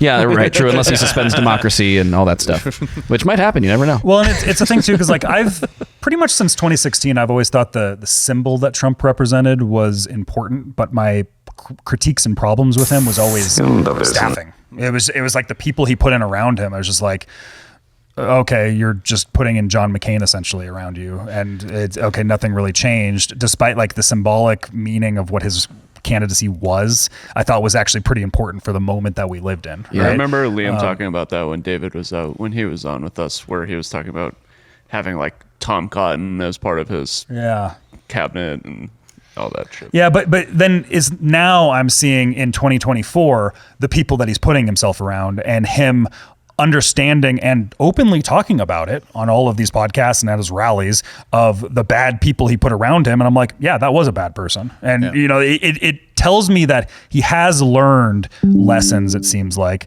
And I hope that continues. I think that there's going to be people he puts in, and there's going to be policies that he makes that I'm going to disagree with. But overall, I'm quite positive about the Trump presidency, just for like my own ideological purposes. Like, he's hitting all the buckets that I need to hit it. And he's also, there's a massive symbolic victory against the worst people that we have in American politics. And that in a way might even be the most important thing, rather than just like, oh, he made this tax cut. Like, the symbolic victory against the worst people in the country, the enemy within, as he would say, which I know you're not supposed to say, ooh, that's scary. You mean the American people? Yeah. How hateful. He's going to put them in camps. Like, use the military on them. But like the corruption, our corrupt bureaucratic system that in the deep state that has like laden across our entire political process and just the entire government as itself, and the foreign policy regime and censorship regime, all that stuff. He's going to war with that stuff, and that's like a really powerful symbolic victory in my mind if he wins this. And I think people who are still wondering about that, the remaining question and the space that people should be occupying at this point is putting pressure on the bad people, of identifying to Trump and to Team Trump who the bad people were. One of those people is Mike Pompeo, who Trump will go on Joe Rogan and say his biggest regret is hiring neocons, but then he will, in the same interview, say, Mike Pompeo, great guy, wonderful guy, let me tell you. So just, there's still a lot of work to be done. It isn't a closed, shut case. It's not guaranteed. None of these things are for certain. The question is in a situation of trade-off, in a situation between either or, in a situation between an imperfect actor, with the tools that you have at hand, how do you deploy those tools to try to get the best outcome you can? And I totally understand people who then come to the conclusion Donald Trump's the way to go. Absolutely. To make that happen. Yeah. I don't understand the people that go with Kamala as the way to go. That's like, if you're in this Orange man ideological bad. camp that you're supposed to say, like, I don't understand how you can go that direction. I just don't see it. Like, I They can failed understand. to even try to I cultivate can it. understand why you wouldn't go with either, and I can understand why you would go with Trump. I can't understand the Kamala angle. They literally spat in your face. They brought on Liz Cheney. they literally justified the censorship industrial complex. Yeah. Like that's. But I think you're underestimating the power of 7.5 years of concerted propaganda, and also the power that COVID played in this. I mean, I think Dr. Matthias Desmet has a book called, I believe it's called The Psychology of Authoritarianism, where he talks about mass formation psychosis and what we went through as a population created so much trauma that it made people much more malleable as a mass, which was translated right into the support of the Ukraine war, which was translated right into the support of, the Israel-Gaza situation. I mean, like they basically can take this population of people and manipulate them to support whatever they want because they're suggestible and they have $1 trillion media apparatus that's funded by all of the players that, we hate, the military industrial complex, big pharma, big tech, big ag, whatever, like all the things that RFK mentioned. So like that's a really powerful engine, and they've been using it to 100% at this point. So we should do a monologue about that. Maybe we should. Well, that'd be good. there's a dynamic too, and this is where I'm the libertarian that hates the libertarians dynamic. Got to do it at least once per episode. There's a lot of these. Give me a shot. There's a lot of libertarians that they're so ideologically captured by their like utopian philosophy that they have that they can't understand the game that we're in currently, and they can't make any moves to make things better in the moment. It's like an all or the above. Like it's like an all in one. We have to get it all at once, and therefore we have to get the Libertarian Party candidate or something. Like it's like no, like we're in a very unique time in American history right now. Like this election is very unique in comparison. Like if we looked at it, in 2008 or 2012, and it's like Obama versus John McCain or Obama versus Mitt Romney, and you were to be like, oh, both parties are just the exact same. I was like, yeah, I can kind of get that. Like they are kind of like they're slightly different, but for the most part, you're basically getting the same candidate. But when we're talking about Kamala versus Donald Trump, it's like they're not the exact same at all. They couldn't be more different. If you want to be this like weird lesser of three evils party, which is kind of the Libertarian Party in a lot of ways, they're the lesser of three evils this year anyway, but that have no chance at anything. Is like, okay, you can keep playing that game, but we're at a very unique point right now where it's like there's a major party candidate wanting to give us a seat at the table. They want to put probably a libertarian as the Department of Education that we're going to destroy, right? That we're going to abolish, or something in that, but also have advisors around at the table. And you also have people like Vivek Ramaswamy, who's like one of the most aligned public figures that we have right now. It's like some people are just more throw interested. That away? Some people are just more interested in playing losing party politics. It's a very like victimhood mentality, right? Where they enjoy being a part of the outcast group and reveling in that, as opposed to actually wielding political influence. Yeah. But political influence is bad, so we can't have that. So we should just be irrelevant the whole time. Right. Like, I want to break the system and tear it down so I can't use it to my benefit.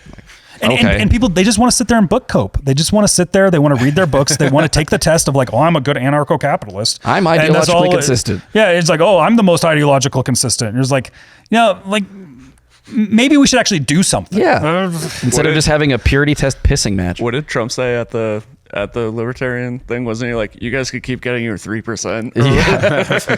and he got booed, and he's just like, okay. Fair enough. The question that I have is, do you think the Libertarian Party will even get 3% in this election? It's going to be rough. It's going to be like 1%. It's going to be rough. The polling does not look good. So that's one of the things we're at is, are Republicans overconfident in the polling right now? I think we haven't covered it yet, but Polymarket had something go weird, right? There's a point where all of a sudden Trump just becomes inevitable, like a 61% up on Polymarket. Something to note is prediction markets can be pumped. Right. Like, so it's kind of like a meme coin. A lot of speculation about a whale entering in and trying to manipulate this on purpose, just like you do a push poll in order to create a sense of inevitability. This is the same sort of sense of inevitability that Hillary Clinton was engaged in when she tweeted out, look at the face of she had no idea she was going to be president someday. That kind of overconfidence play is meant to give you a sense that this is inevitable. What that does, it's not about getting your side out. It's about repressing and discouraging the other side. That's why you do a confidence play. But does that demotivate people who think, oh, well, this is just a sure thing. I don't actually need to go vote. It's going to be fine. Or I can vote my conscience. I can vote for RFK in my state or Chase Oliver or whatever. Right. They don't need me. I don't know why your conscience would say Chase Oliver. Not mine, Well, anyway. I mean, if you're really passionate about Israel, I can see how you can get there. I'll still man them, at least on that issue. If that's your main issue, I can see why you would go for it, because Kamala and Trump neither are very good on your issue. True. But so this is an interesting what was it? Wall Street Journal article on That is this the New York phenomenon. Times. New York Times, yeah. And what its point is that there's okay. So one of the questions, you have these poll aggregator websites that pull together lots of polls to try to make a prediction of leaning a certain way or guaranteed a certain way, and then using that to emulate what the Electoral College breakdown might look like. We went over this a little bit a couple episodes ago, where I gave you a couple different scenarios based upon voter outcome in Northern Carolina. Now, interestingly, voter turnout has been very good in North Carolina despite all the disaster there. So what we're looking at is how confident should we be in polling? There's that question, which if you ask a lot of people, they'll say there's no confidence in polls. We shouldn't do that. That said, the Trump campaign bases their strategy around polls, as does Kamala. So it plays an important variable. Second, people will oftentimes write off all polling on the idea that, well, they were wrong in previous election cycles, so therefore they're wrong now. The trick about that is, if you know pollsters, they are constantly trying to adjust and do better about polling, right? So as their methodology changes, can they get more accurate? That's an open question, because some pollsters have been predictive. I've worked on campaigns where we were able to predict and landed well within smaller than your margin points, right? And then also people who just seem ignorant of statistics and don't understand what a margin is. So, which is 4% either way. So if they say it's 49-49, that means we have no idea who's going to win. Right. Right. And if you look at most of the polls, it's sitting at 49-49. Most of that is the statistical algorithms result in being able to try to parse apart where we're at, right? So if you're at Harris +6, you now know, okay, there's something going on here. There is a net Harris probably support. And then if it goes from +6 to basically 1-1, you are now sitting at, we have no idea who's now winning, but something changed. Harris has lost momentum. That's what you learn from polling over time, because most pollsters will keep the same methodology throughout an election cycle and then change between cycles very intentionally, because that way you get the important measurement of trajectory over time. So most of that doesn't seem to be getting into the mainstream of people's knowledge, at least consciousness of how to think about these. And so I think there's a little bit of an impoverishment of our overall understanding of who's going to win based upon this. Basically what it means is we don't know, although I think there is a loss of momentum in Harris that does show up in the polls. It's pretty obvious. And that could result in a Donald Trump win, because excitement is really important, especially for the incumbent. There's a dynamic amongst pollsters too that, and if you hear them talk in interviews, oftentimes like big pollsters, they'll always say that one of the biggest challenge that they've had since 2016 really has been trying to really figure out the Trump voter when it comes to polling and getting and figuring out how to get to them. Because it seems like the average Trump voter is just not in the traditional way that you get all your data for polling. And maybe they fixed that over time, and maybe that's gotten a little bit better. Well, polling has transitioned from primarily being a phone call to, I get a lot of text messages about polling now. That I don't answer, Yeah. Which is probably, obviously that plays into, it's sort of a selection bias problem of, well, who's actually answering the polls more often? I mean, not to be, contemptuous here, but a lot of conservative men are out working during the day when these poll requests come in. Yeah, you could do it after work or whatever, but I doubt that they are, right? You've got a life to live. Most people do. It's classic internet marketing though too. It's just like the amount of clicks that are needed, like it all of a sudden drops people. Like if you have to click a link, you're obviously going to get a drop, and certain people are going to be prone to click links. I don't click links that random people send me. That's how you get all your crypto stolen from you. I don't do that. Yeah, right? Smart. Good advice. So the best case currently for Trump leading is we do have a couple polls out of key states like Arizona where he is above margin. +5 in Arizona, for example. That was on October 30th. That's a non-trivial deal. Most polling is within a 4-point margin, meaning that means he's probably winning in that situation. It doesn't mean he's won. It doesn't mean he will win. What it means is a statistical likelihood of being ahead at the moment. Also, another one is people don't understand why polling people at random and then statistically adjusting is a valid method. It's just, it's not that it's a valid method in terms of knowing who's winning or going to win. It's a valid method in getting a sample of an idea of the direction of someone's support in a given time. So you can't look at like a predictor of the election. So they're really just tracking trends as opposed to the hard number of who's leading or not. Yes, what that doesn't mean is they're going to get 51% of the votes. What it means is that they have a current support that is higher by that amount, which is a different measurement. And it's just, there's a subtlety there that I think is getting lost, mostly in the media coverage. I blame the media for most of this because the way they talk about it is saying Donald Trump's winning or Donald Trump's losing rather than, Well, one of the biggest problems with pollsters, though, too, is they develop these lists of people that are consistently willing to respond to polling. Yes. And oftentimes those skew a very specific direction. And then you're just kind of tapping the same people over and over again that are part of the list. Which is bad methodology is the problem with that. Because what you want is a randomized sample of statistical validity per state and per demographic, right? So if you only poll one black person, but black people make up 20% of the population, so you then undervalue them, what you then do is you use an algorithm to overrepresent that one black person that you talk to. Does that make sense? Oh, yeah. So that then breaks down into can give you a false signal if you don't understand the statistical relevance of the methodology there. Does that make sense? A lot of polling is just bad data. Yeah. This is flat out what it is. Well, I mean, some polling is what we call push polling, right? Where what you do is you arrange the algorithm of adjustments to get the prediction you wanted so that you can then use that for fundraising. Say, we're barely ahead, donate now, right? That is different. And usually what these aggregators do is de-rank that because it's pretty obvious when that's happening, when you get a statistical outlier. And there's also honest statistical outliers that also exist in polling. Because that's what you would expect when you're doing a random sample of size or scope.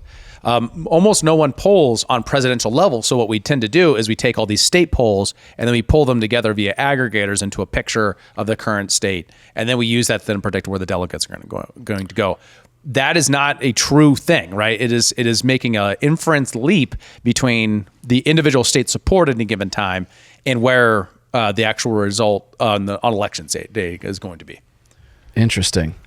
So basically, we have no idea what's going to happen. We don't know. Yeah. I my gut is a different measurement, right? And my gut is I don't see how Kamala wins at this particular juncture, right? It seems like a ton of momentum. I can think of a way. It feels like she's losing momentum. If it's a straight up election, we'll talk about that in the skiff, Kyle. Or anything else. I'm not saying it. Some people are saying things. I would never say that.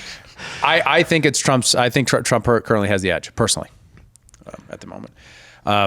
Yeah, I just think you give them the old Yemen. It's like what we did in Yemen, you know. The old Yemen, a gas attack. No, you just make some ballot changes. trying to find the words. All right, that's enough of the shot. Let's get to the chaser. Some delicious controversy. Some good woke. They're ruining dunking. my favorite franchise. Well, this one's all you guys because I'm not a nerd. So well, we need to. Okay, so one of the things is we're not a gaming channel, but I do want to cover this in a way that helps connect people to gaming, right? And why this is important for the larger culture that we have when it comes around storytelling, our mythos, our way of conceptualizing good art. And you are an artist, right? Right? And artiste. Radio is always trying to ruin what you do. Right, if I take the rappers seriously, radio, right? You know what I mean? You know what I'm talking about? Killed the radio star. I don't know. Radio's dead. It's Spotify's the villain now. Right, but anyway. So the news story that happened this week is there was a launch of a video game or action RPG called Dragonage Vielguard. It's the fourth of this franchise series. Yeah, so it launched yesterday. It was met with mixed reviews and is now standing as BioWare's second lowest rating release. BioWare is like one of the biggest game companies and they've had some bangers in the past. Specifically in RPGs. And the narrative around them is that they've been losing their way over the last several years. RPGs are role-playing games for role-playing games. Yeah. Can you guys wait a second? I think I need to go get my sweatpants and my Cheetos just so I feel like I can fit into this conversation. He's just over here just like click. It's the South Park. It feels like a less impactful game review, and there's some data to back that up. It feels more like a cultural milestone in a lot of ways for the game studio that has a huge legacy in the industry. It reveals a troubling pattern of manipulation and deceit to shape the marketing and pre-release reviews. But the entire approach is also a question of cultural products and how the culture relates to storytelling in this environment that we're currently in, and what are the forces that are kind of creating this environment. There's also a lot of dynamics in here about access journalism and manipulating reviews. Yeah, so let's get into that. So like you wine and dine the journos, and what? And you get the good good reviews. It's sort of it's called think about it. Think about the Amy Robach situation with the Jeffrey Epstein royal family type of stuff. There's like that type of stuff that goes on, you know? Yeah, it's even more revert here. So the gamers have kind of coined a term that I really like, access journalism, to describe this phenomenon that they have. So it's important to understand that traditionally in video games, you know, the people who would cover video games are connected to the industry directly, right? So these are former game developers, or they're people who are gamers themselves who then, for whatever reason, start writing about video games. And that's like way back in the day. Gamergate 1 and 2 we covered a long time ago about kind of what happened with questions about gaming journalism. And this is kind of re-brought to the fore, a lot of this, with some interesting data. So if you were to see a review of this, a pattern all using the same language, what would this indicate to you? So if you look at each one of these from different gaming outlets, we're talking about Checkpoint Gaming, PlayStation Universe, Digital Trends, IGN, and Pure Xbox. And this is just a sample. There are more. They'll all use the same phrase, Ubisoft's return to form. It's kind of like, you know, in politics where all of a sudden all the news outlets just use the exact same phrase over and over again. Threat to democracy. Threat to democracy, joyful, you know, like weird. All these things, weird. All of a sudden they just like come out. Same dynamic that's happening here, right? So that's sometimes laziness. Like a press member will receive a press release and then just copy paste that. In fact, the entire theory of writing a press release is to take advantage of journalists being lazy or being overwhelmed or not having a sufficient budget or whatever, to make it so that they can quickly and easily copy paste something and throw it into something and get something out on time. Makes sense. Yeah. Right. Yeah. I've done a bit of that. Yeah. So if this is that's interesting. But what we have is some additional paper trail, because one of the things about gamers is we're all terminally online, right? So this is a writer. Super autistic. This guy is a writer for Anthem, which was a kind of a flop game from BioWare where they tried to get into the shooter looter. And if you go into the first screenshot here no, the other one, Kyle, go back. First screenshot there. Is this guy is a writer for Anthem who came in to work on this. And so it says, and this is from John Epler. So 5 years ago, when I was first rejoined the project narrative director after a hiatus on Anthem, I was asked my goals for the project. And one of the ones I put was, I want to see the phrase, a triumphant return to form for BioWare in at least one review. Excited to finally mark that goal done. Right. And so each of these all have exactly did it like 17 times.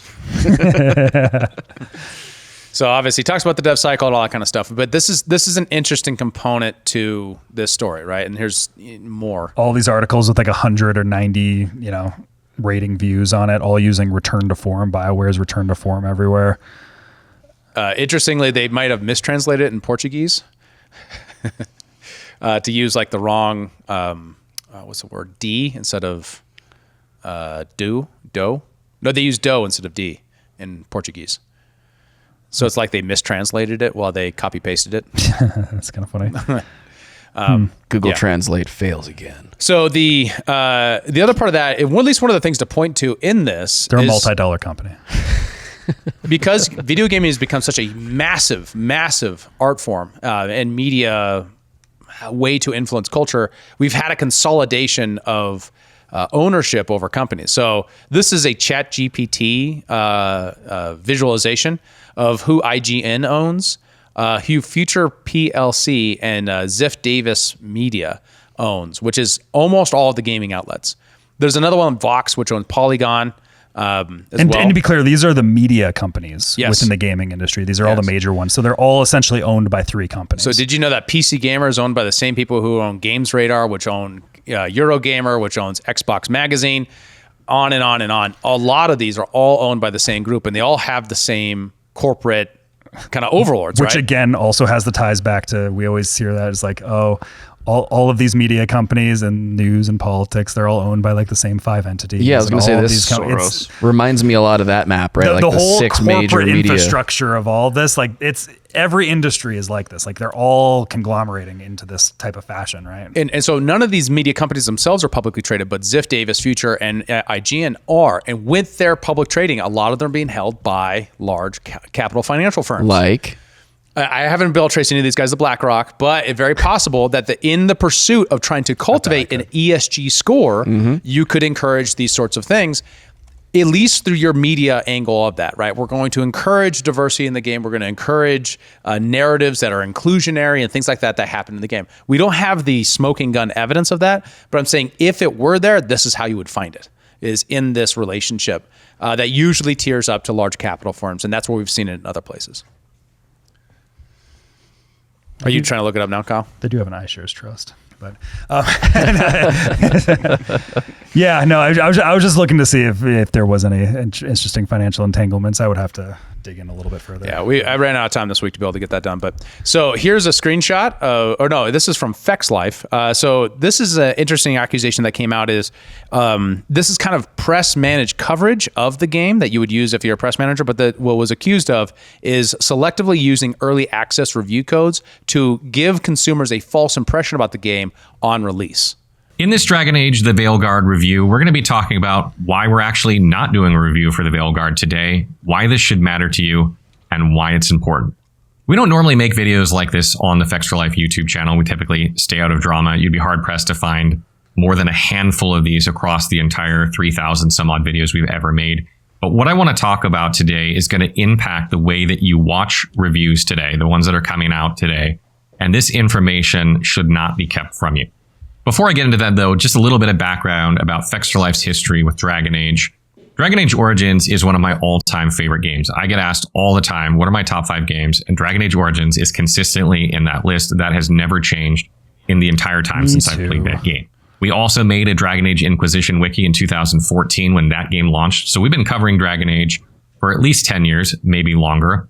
And Fex also managed to rescue the Dragonage forums when BioWare was bought by EA because they were shutting down those forums. We got permission from BioWare to rescue those forums, export them, and import them onto the Fex for Life forum. So you can still find those Dragonage forums today on our site. We've been in constant communication with EA and BioWare for years about this title. We've been assured we're getting a code multiple times over the years. We've been in constant communication with them. They keep sending us stuff about the game. We've also been covering the game during that time with constant news articles. We've done several videos about the game. But most importantly, I think that our audience is the audience for this title. I think you'd be hard-pressed to find another channel out there that's our size that is so specifically targeted to RPGs that fits the profile for this game.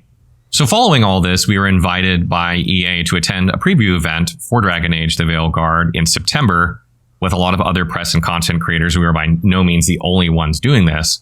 And after attending that event, we made our impressions video from playing the game, which has close to 300,000 views on our YouTube channel right now, which I think is one of the most viewed impressions videos for that game at this time.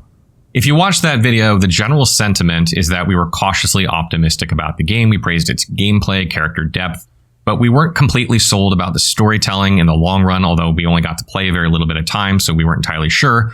And in general, we didn't really like the character models, the design style of them, which I think a lot of people don't. In general, it was a pretty... So he basically makes this review, or this preview, like impressions video about this experience that he had going to BioWare and then getting to play an early access version of the game. And it had a couple criticisms in it, but overall it was positive and saying we should give this game a chance. He was then, at the time, other reviewers said, dude, watch out, they might not give you a game code. And he was like, that doesn't happen. That's not that's overblown. Doesn't happen. Not going to happen to my channel. After all, as he makes the case, they're a BioWare fan channel, right? We host the wiki, yeah. Like I know who Fex for Life is. Yeah, right. They're major into this scene. There's no way they could do that. Is exactly what they did. Really? They didn't give him a review code, so he couldn't put out. And there's a bunch review. of other content creators too. It wasn't just them. Like it was other people that cover like RPG games. They went to the public showing, and you're kind of expected to give like, "Oh, I saw the preview and it's pretty good." And if you were kind of like, I didn't kind of like the dialogue. There's like, nope, no early access code for you. Yeah. You criticized us. Yeah. Right. And they never say that, right? It's always like, oh yeah, our review's coming, no problem. They just we'll get stop you that talking code. to you. Or they stop talking to you, They or stop they sending play you on. emails. and they denied him that. Now the whole idea is like, you want to make sure you get a good score, so you get good buys, so your launch is really strong, so that you can carry momentum into the game. And to when the normies get to it, when your fans of the series are now bought the game, and now you want to get to the rest of the gaming community, which is millions and millions of people. So the upside there is huge. The downside is also enormous if you have bad reviews coming out the gate. Knowing that they were going to, the business decisions that they made, the suspicion is that they intentionally targeted anyone who's critical, anyone who, and some other elements to try to cultivate a very specific review set. And then part of that is if you look at that big map, IGN is at the center of that, and guess what they gave the game? They got an early access review. 100. Two, they didn't criticize like the early access component of it. There was no real criticism of it. There were no real concerns of it. And lastly, they gave it a 9 out of 10 on it, while many of the game reviews are going the same, like 6 out of 10, 7 out of 10 sort of thing. That's even higher than Origins, which is kind of considered one of the best games of all time. Yeah, they ranked it higher than Dragon Age Origins. Which is the first game in the installment of this. This Origins is the original one, right? It's the beginning of the story. And if I gave you the screenshot link, Kyle, to show just where that review from this is at. And this screenshot, you notice the dislike button there added in at 68,000 dislikes to 8.5 thousand likes. Your mouse is right over it, but that's 68,000. 68,000. Wow. Right. So like that's a nasty launch. Now, big part of that is just IGN is the quintessential access journalism outlet, right? They're the ones who are closest to the game developers. They're most worried about that. They have a huge channel, 18 million subscribers, and they can't get the comment section is a bloodbath. Really? Well, I guess this kind of goes into like, why are people so down about the game itself right now? Well, at least part of it is that and I got some of the suspicion is that it was given, review codes were given to only woke reviewers or people who ranked it favorably. So the first round of reviews is the Extra Life put it out. We didn't get to review it. That pissed a bunch of people off. And then the people who did get it, it's the YouTube one under B, Kyle, is only woke viewers, like game reviewers, got it, or people who are going to be covering it friendly. Tragic to see a video game series that so many people have fallen in love with over the years fall into the wrong hands and get changed completely to fit a dynamic that matches ideologies in their world and completely changes what you fell in love with in the first place, which is actually exactly what looks like is happening with Dragon Age, the Veilguard. What's going on, guys? Welcome to another episode of Smash JT. Dragon Age, the Veilguard reviews have revealed something curious. And it's interesting. It's something I spoke of in a previous video about how they were very interesting people that had access to these review codes, that they all seem to fit a certain checkbox that EA and BioWare were looking for.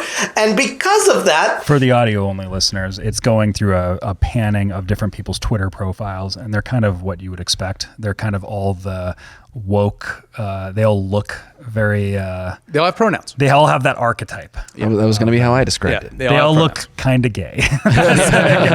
So, and not saying, I'm not going to dance around it. And it's not saying that these people shouldn't have got a game review. It's just that Extra Life should have got a game review, right? These are fans of the game with major YouTube channels of what you need reviews for.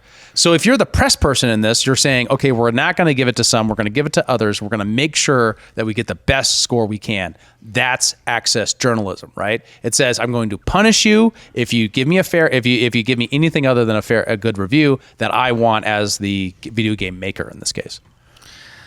Well, and it might be worth going into who the game might be trying to appeal to, right? Because one of the things that they showed is what I think it's the game director, I can't remember, is a trans person and was very excited about introducing trans stuff into the game.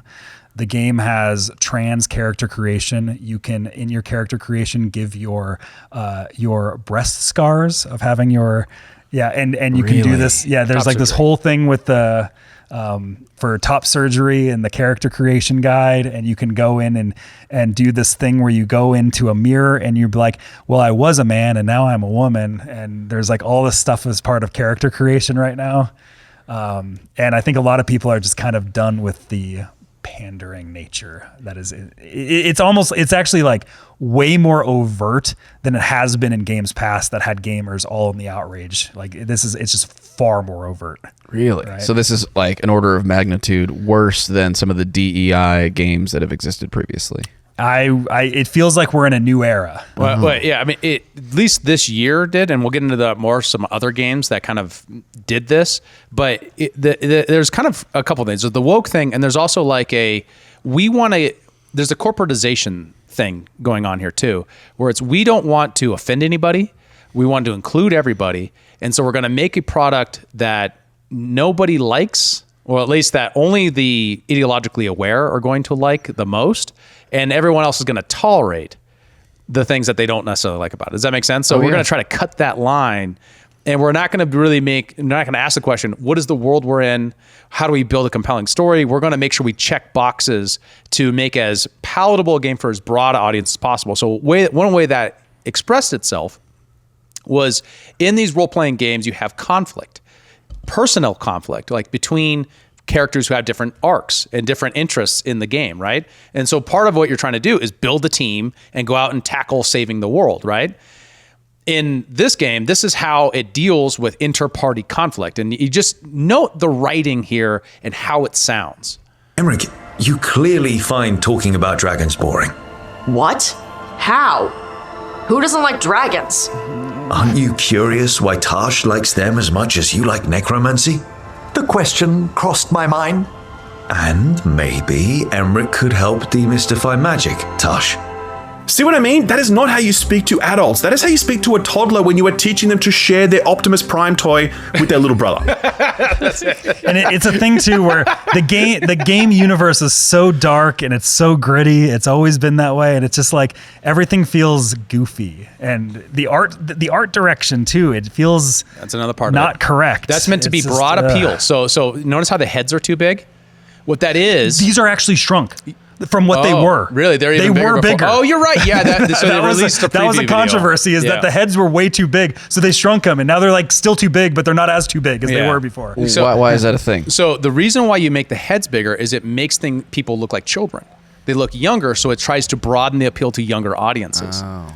Right, and which Dragonage itself was built on a like the game itself, Origins and the other three preceding games before this were mature. You blood spatters, like after every battle, your characters are covered in gore. There's no blood in this at all. Really? This is in pursuit of what they call, and this is a theory of kind of like the way woke people are invading the space, is they're advocating a theory of what's called the modern new gamer audience. The modern game audience. Modern monetary theory. It's sort of like that. It's the equivalent. Right. Now, it's important to note, like this kind of branding to a more cartoonish style out of once was a more gritty style was criticized in another game called Diablo 3, which I'm forgetting the makers right now. Blizzard Entertainment. Blizzard Entertainment had like a gritty, realist, horror-themed RPG, and the first two entries of that were super gritty and dark, and people freaking loved them. Yeah, I played Diablo 2. Yeah. Diablo 3 comes out, and they came out with a new art style. They tried to cut the line between that and a more World of Warcraft kind of brighter style to appeal a larger audience. Everybody hated it. It was still a pretty good game. I still enjoyed it, but it was like my first thing was like, I wish the game direction art style was different. I wish it was more like the other two. This exactly what's going to happen with this game, right? A whole bunch of people who are current fans are not going to like it. You did it to appease everybody, so you end up appeasing nobody. Yeah. Well, there's also a dynamic in all of these RPG games too, where a very common thing in these RPG games is like, okay, you get your party and you have your collection and you pick and choose who in your party you're going out on the adventure with all the time. And then you kind of like come back to camp and you have relationships and you build up your relationships with the different party. And sometimes they can like you, sometimes they don't like you. And then there's also elements of like who you romance in your companions and stuff as part of the story. And there's always like, you have in the characters, it's always like, okay, that's a straight character, that's a bi character, that's a whatever. Now all the games, they're just making everybody pansexual. So like just everybody's just like, they will go with a female hero or a male hero. It's more like they're hero sexual. It's just like, oh, are you the hero? Okay. It's all about round the clock sex. It's all, come on, man. Gamers are horny. That's true. So it makes all the characters just like not realistic, where it's just like, okay, everybody's just gonna bang everybody now. It's just like, sounds like a Diddy party. Yeah, it's like, so that everybody, it sounds like a Diddy party, right? So there's this toning down where like the character work is not as good anymore, where like these characters are no longer realistic, and it's partly for the broader audience. You can have it, well, it's just like, well, you don't want to make that character exclusively a lesbian, because what if a male character wants to get with that character? They can no longer be exclusively a lesbian anymore. They have to all be pan, right? Or that character only dates elves, or right? So like, it becomes a thing where it's like, that's not a broad audience anymore. So we need to make everybody kind of the same again. Mm-hmm. It homogenizes everything into one umbrella. And it's a trade-off between the commerce angle of it, of like appealing to a broad audience, and that's what these EA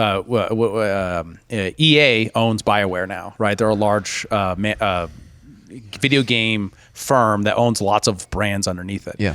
That firm itself doesn't put out very many good games that really break anything. So they buy up good game studios and then homogenize it and turn it into a corporate product to appeal to a larger audience to appease stockholders. And they right? ruin the franchise every time. Every time they do it, they ruin it. So many parallels to real life. It is. And everything else.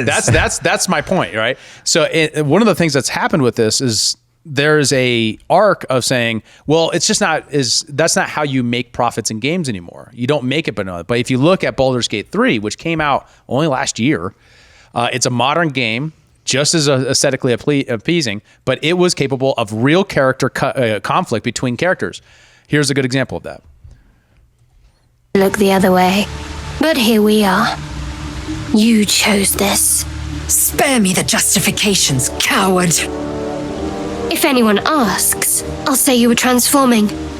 Don't expect to be mourned. These are two of your allies about to kill each other. In the early parts of the game.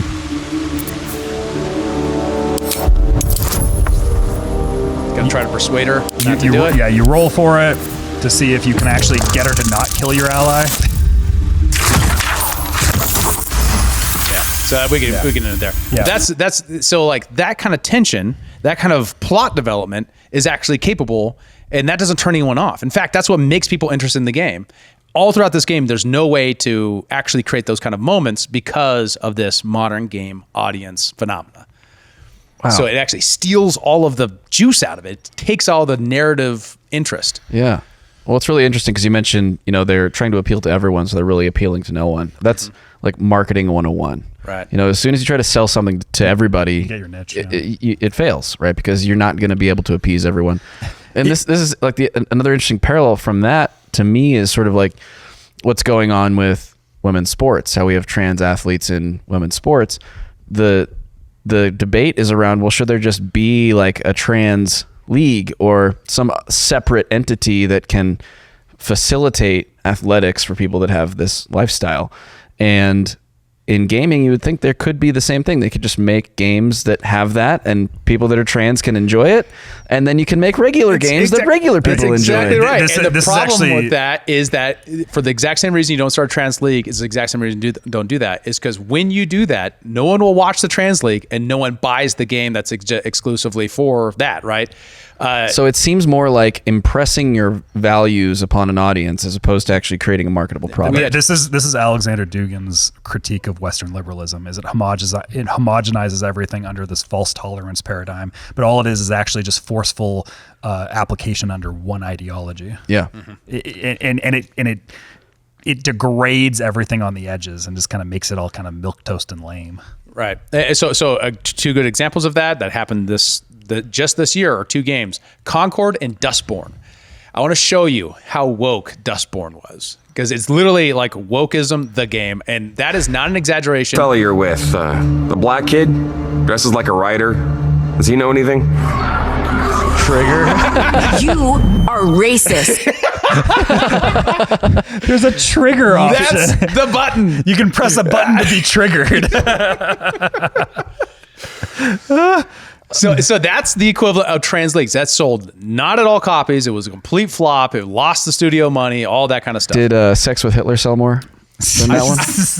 You remember that? I don't remember that. What are you talking about? It was something I sent to our group chat. Somebody had sent it to me where it was, I can't remember, it was a different, during like Gamergate 2.0 when it was going on and when there was like bad reviews happening.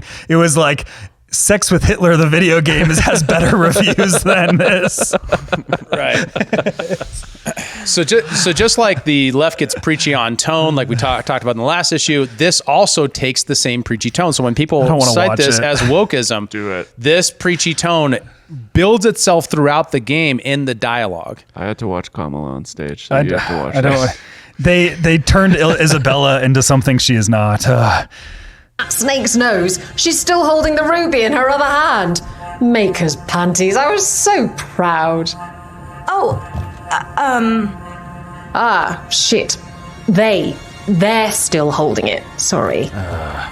What are you doing? Pulling a barv. Oh. Okay. A barv?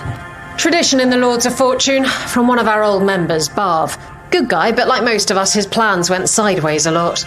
Bad blood among your crew's not good for morale, but there's not always time for big, drawn-out apologies. So when one of us screws up and we know we've screwed up, we do a quick 10 to put it right. Pulling a barv. So she did push-ups to apologize for calling they she? Mm-hmm. Yep, correct. That's right. I'm glad the Lords of Fortune have Tarsh's back. Oh, Tarsh isn't the first non-binary member of the Lords. Really? It was a little before your time, but Horlicks was one of ours. Huh. Bastard looked better than I did in a dress or pants. And I'm gonna stop it there. He can't continue. Well, it's because Isabella's a character that's from like the first two games. She's a major character in the second game, and it's just like she's not a character that would care about that stuff. Like if anything, like she's like part of a pirate company, and she'd probably like just kind of like crack a joke about it, make a lewd joke, and move on. Like it wouldn't turn into a lecture, you know, like. And a workout routine. And a workout routine. So, and that's like if you were trying to use your gaming medium to teach a lesson to the public about how to approach, and that's what's about to go into, is like the difference between over apologizing and under apologizing, of dismissal and these other kind of concerns in the trans community about misgendering. It gets very preachy in that. And it kind of, the ideology kind of overtakes the storytelling, and it's very clear in that moment of what's going on. It kind of reveals the mask. It's one thing to have a character creator, which you can avoid. It's one thing to avoid of just having options for this sort of thing in your own game world that you built specifically in a postmodern framework of gender as a construct and stuff like that, when the game itself wasn't built on that. And so you have an existing set of people who are fans of the old game that are now getting a new change in direction. And that missed expectations is the fundamental of all conflict, period, everywhere, right? Yeah. That missed expectation, it bodies itself with the dialogue of that sort. And there's other places in the game. It's not a cherry pick. I'll actually use another reference from the third game where they actually have something similar to this, but it's not as in your face. So like the thing that in the third game was made in like 2014. So it's like 10 years ago. Is that Inquisition? It was Inquisition. Yeah. Where there's a character who is kind of like a similar dynamic as Isabella, this pirate character, where there's this character called Iron Bull who has this mercenary band. And there's a conversation that comes up where you find out that his like lieutenant in the mercenary band is a girl that identifies as a man. And the bull and part of this mercenary band is like, I don't really give a fuck. It's like, it's a good soldier, gets the work done, keeps the soldiers in line, and then you move on, right? And it's like, if you're gonna have like a trans character in the game, like that's like actually it's very in character, it's very in world. It's not like, it doesn't become this like break the fourth wall preachiness talking about non-binary people, right? It's like, this is a dark world. Non-binary is not like that's like a construct in itself, right? It's like that's not in this universe like this. You don't need to just like force it in. You can have a social dialogue in the conversation if you just make it in the world and feel natural. Yeah, right. That's all that matters. A good example of that is Arcane. It's a Netflix television anime thing, right?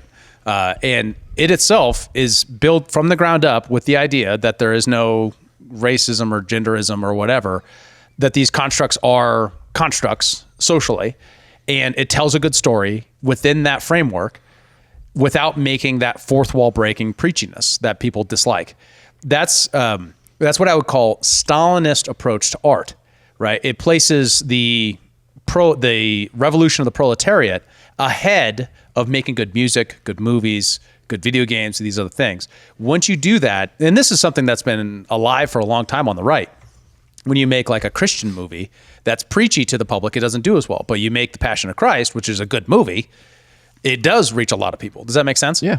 Those sorts of narrative coming first is what you want to do. And that kind of bastardizes, like you have the corporate infrastructure that bastardizes the narrative for broad audience appeal into something called the new gamer audience. And then you have the woke ideology itself also doing it. I think people conflate those and they confuse them. There is some alignment there when it comes to ESG and other kind of funding mechanisms. So that kind of pushes it beyond what it normally would be. But it's both of these things at the same time, especially when you realize the IGN reviewer is a trans person, as is the lead writer. And the IGN reviewer themselves praises the game for its handling of trans issues. So for that person, it could be a 9 out of 10, right? But then all the people who are, the majority of gamers, 78% are male, 75% are heterosexual. It leans right more than the larger population with 48% conservative, 38% liberal. That's a big difference amongst any demographic. 14% are moderate and non-political, who themselves are typically not going to be your woke ideology. So when you add that to the 48% conservative, that's the bulk of gamers, right? Despite that, they still have this mythos of, well, we need to be inclusionary to get to a larger audience, and that kills the story. So they're in this like doom loop sort of problem of trying to get to a larger audience, trying to appease the press corps, who themselves are much more liberal than the gamers themselves. In fact, regularly dunk on male, straight gamers. So what happens is the game doesn't sell as well. I think there's an element with just media in general. This goes with comedy, it goes with video games, it goes with movies, everything, where we lived in this world where like everything was left-wing coded, and it's like all the media always had to appease the left wing, because if you didn't, then the left wing would boycott and the right wing would just always put up with it. So like they'd watch the movie and they'd be like, oh, okay, this is happening in the Hollywood movie, whatever. And they just kind of move on. Right. And so, but everything was always geared towards the left, because if you didn't gear it towards the left, it's like boycotts and everything goes down. Right? Yes, right. You're a bigot, you're blah, blah, blah, all this stuff, right? And now we're like transitioning to the point where the right's not putting it up with it anymore, but like you have these companies that are stuck in this like, well, we still got to appeal to the people that are going to like riot in the streets. Yeah. But then there's also these people that they're just kind of done buying the games now, and they're stuck in this weird zone that before you just had a bunch of people that they would just put up with it, right? Well, do you think this is sort of a self-regulating situation similar to something like Disney? I mean, they make woke movies, they replace all these, these cartoon characters with new interpretations in the woke format. Their stock goes down, they realize that's a bad plan, their shareholders are mad, so they kind of pivot back away from that. Do you think that you see that happening here? Well, the question is whether or not BioWare survives this as a company. That's the question for BioWare. I mean, just wait till Mass Effect 4. Yeah, that might be the final one. Our friend Evan, he's been sending me all these like these Dragon Age things, because I love Dragon Age. It's one of my favorite franchises, and he loves Mass Effect, which is BioWare's other major like sci-fi RPG game. That's kind of the similar thing. Same story dynamics, same like, choices matter type of stuff, and it's like the lore really matters. And he's just like, oh, I gave up on that a long time ago. He's just like, they ruined it for me. I just got to live with the era of gaming is over. Like it's just, and there's kind of a doomerism that exists with that. Right? Yeah, so already the Mass Effect developer, one of the lead writers, has said, we're going for a gritty, real format. So he's basically saying, we're not Fortniting this. We're not making this into this sort of aesthetic. But that doesn't say the rest of it, right? So there's some hedging going on. I think they might already realize it's an error, or that the release was an error, or that the narrative design structure direction was an error. I don't know. It's so unfortunate because like the Dragon Age universe as a fantasy universe is really one of my favorite universes that exists. Like it's so. Everything about it, the lore, everything is so good. And the way that they left off the previous game, it's just like, man, I got to figure out what's going to happen to this character. And then I'm seeing all this stuff and it's just like, they're going to ruin it for me. Yeah. They're going to ruin it. They already changed the name of the game. The original name of the game was Dreadwolf. It was named after the character that got everybody hyped up after the third game. And now I think they're trying to, I don't know this for sure. The game came out yesterday, but I think they're going to be like toning that character down in this game. But my understanding is from the reviewers that I watched, so obviously not personal experience, is there was some kind of marketing change to make it go this direction. He was too bald and too white, that character. He was a bald white character. You can't have bald white good guys. That's how. But he was the character that everybody loved. Like everybody, like all Dragon Age fans were like, "This is the best character they've ever written." Like it was kind of this thing, and he was the centerpiece of the marketing. Like 5 years ago when this game was still in development, and then just in the last like 8 months, they're like, "Oh, we're changing the name." Well, in fact, it's to the point that there's obvious references to the Dreadwolf, but they don't make many references to the Veilguard, despite that being the actual thrust of the narrative that you're in. Yeah, like if you see on the design, like there's this bald elf character that's like kind of like looking kind of menacing. Like that is what was the focal point of the game lore and the game art, and it's like they kind of like, I don't know, they just pulled it back a little bit. I don't know. So in the end, I do want to note some other things too that are just important in case we do have any gamers in the audience that want to know what our opinion is I'm saying wait until more player reviews come through. Some other questions. It's a video game, so the game loop matters. There's some criticism, but other people like it. So ask yourself if you like action RPGs. And then second, there's, they say it's very beautiful environments and stuff like that otherwise. Other than the character designs might be bad. The game environment designs, that turns you on. It might be worth going after.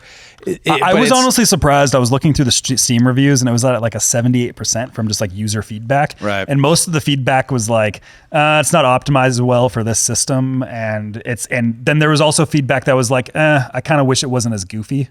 Like there's that. But I was surprised not to see in the Steam review feedback a lot of the more like woke dynamics. I wasn't seeing that as much as I was expecting based off of the media coverage I've seen of it. Yeah, and I think it's actually a disservice to focus too much on the woke. I think it's actually the confluence of corporatization and woke that actually gets to where you're at, where the mass appeal to make the marketing error is really the biggest at play. And then second to that, because it's an RPG, you can navigate around some of these things. Apparently the last 2 hours, 3 hours, like the finale of the game is very good. Like I didn't find a single reviewer didn't say there wasn't something to that, especially on I heard it was really the good. macro lore component of it. Which is what I want to play the game for. That's the unfortunate. Exactly. But you got to go be 40 hours through a campaign to get to 3 hours of good content. It's one of those things where it's like, I'm probably going to wait for a discount. I'm going to let this be like half off and then I'm going to play it and I'm going to trudge through the annoying stuff and then get that juicy lore that I'm looking for. Yeah, That's probably going to be what happens. So, and like to step back again, if you're not a gamer, the whole point of this is to say, what we need is better stories, right? What we need is a focus on advancing stories that are not the right-wing version of this, right? Where you're preaching about how gender ideology is bad, or taking over media narratives that had nothing to do with this and then forcing it into your structure. That bastardizes what was already there, and taking the art form, even the art forms where you don't like, seriously as art and appreciating it as art, even if it's not art that's necessarily yours. Does that make sense? Yeah. Now might be a good time for you to plug your I was new just venture. going to do that. I was just going to do that, Joe. I was going to say shameless plug. I'm here for you. Because David and I have actually recently launched a new channel called Theater of Mind, where we are telling stories and we are playing Dungeons and Dragons with a group of our friends, telling awesome fantasy stories. And we actually just finished recording our season finale on our first little part of it. And it's done surprisingly well off the get-go. I've been very happy with how it's performed so far. So if you see in our Discord a little more D&D nerd chat going on, that is probably what is to blame. We'll try to move it into our own, like a separate community Discord as the thing picks up more, but so that we keep these things separate. But it is kind of under the HR umbrella, as we are trying to do not just politics, but also cultural stuff and good storytelling. And we don't want to force feed people with an ideology or anything like that. We just want to tell compelling stories. Oh yeah, like for example, when I sat down and I was like, I want to tell a story, I didn't say I want to tell a libertarian story, right? That's gay and lame. I don't want to do and that. This is why you should vote for Trump. Yeah, right. Why is your main character large and orange hair? He's the best character. Oh my God, that's a great character idea. That's my next character. I'm going to play Ronald Dump. He's a fast food clerk, as it turns out. Interesting. I don't know. Well, he's a garbage man. He had a stint as a garbage man. Don't call him a he. And you can look to other places too. If you look at Eric July's work, right? So Eric July, he had an anarchist libertarian band who put out really great music. And it wasn't like preachy. It was philosophically aligned to libertarianism as he was articulating his thoughts about what the philosophy meant to him. He's also doing comics now too, right? And now he's doing comics and telling narratives using comics. And it's not libertarian preachy comments. It's not the voluntarists, right? It was a bunch of, which was a great comic book series. It was really funny, but it was kind of corny. It was meant to be, right? It was meant to poke fun while it actually advanced the voluntarist philosophy.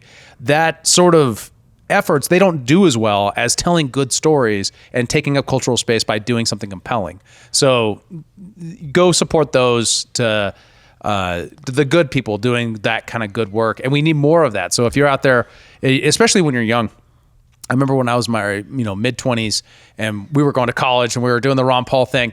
And so many people were, I'm a business major, I'm going to do this while I'm in college, but then I'm done. It's like, no. Everybody can participate in culture, right? That's what you're meant to do as a human being in a culture. So where your purchasing decisions go, the way you articulate yourself with your free speech, and then what you invest your time and resources and effort in as a creator, go do that in a way that takes up space and take it away from these companies that don't like you, that don't appreciate your worldview, and tell compelling stories that can at times demonstrate this using subtlety and good writing to actually get it across the line. And that's what will change our culture in the long run. It's not going to be political podcasts. It's not going to, and despite how awesome ours is, and despite how many great ones are out there, it's not going to be that changes our culture. It's going to be the story we tell ourselves about ourselves that's going to do that. And that's used, fiction is what does that. After I defeat the dragon, I preach to everybody about the non-aggression principle. Can I roll a performance check? Yeah, how does that work? Exactly. How does that work? Yeah, that's not what we're going to find at Theater of Mind. No. It's actually dark shit. Dark shit. Yeah, that's more what we do. Awesome. Yeah. Well, any final thoughts before we wrap up? No. Stop making my video games gay. Awesome. Well, thank you guys so much for watching. We will be right back with an episode of The Skiff, our members-only episode. We're going to talk about schmelection schmintegrity. And please do join us for our live stream next Tuesday for election night. We'll be streaming it all night long. We'll have a group of people in the studio with us. If you're in Bozeman or close to Bozeman and you want to come join us, join our Discord, reach out to us. We'd love to host you. It's going to be a great time. Once again, thanks so much for joining us. This is Human Reaction, and we'll see you next time. Thanks for tuning in to Human Reaction. Please be sure to like, follow, subscribe, and give us a review on your podcast platform of choice. And if you want to become a member and support the show financially, check out humanreactionpod.com. And remember, now I want each of you to shout your own name. Do that.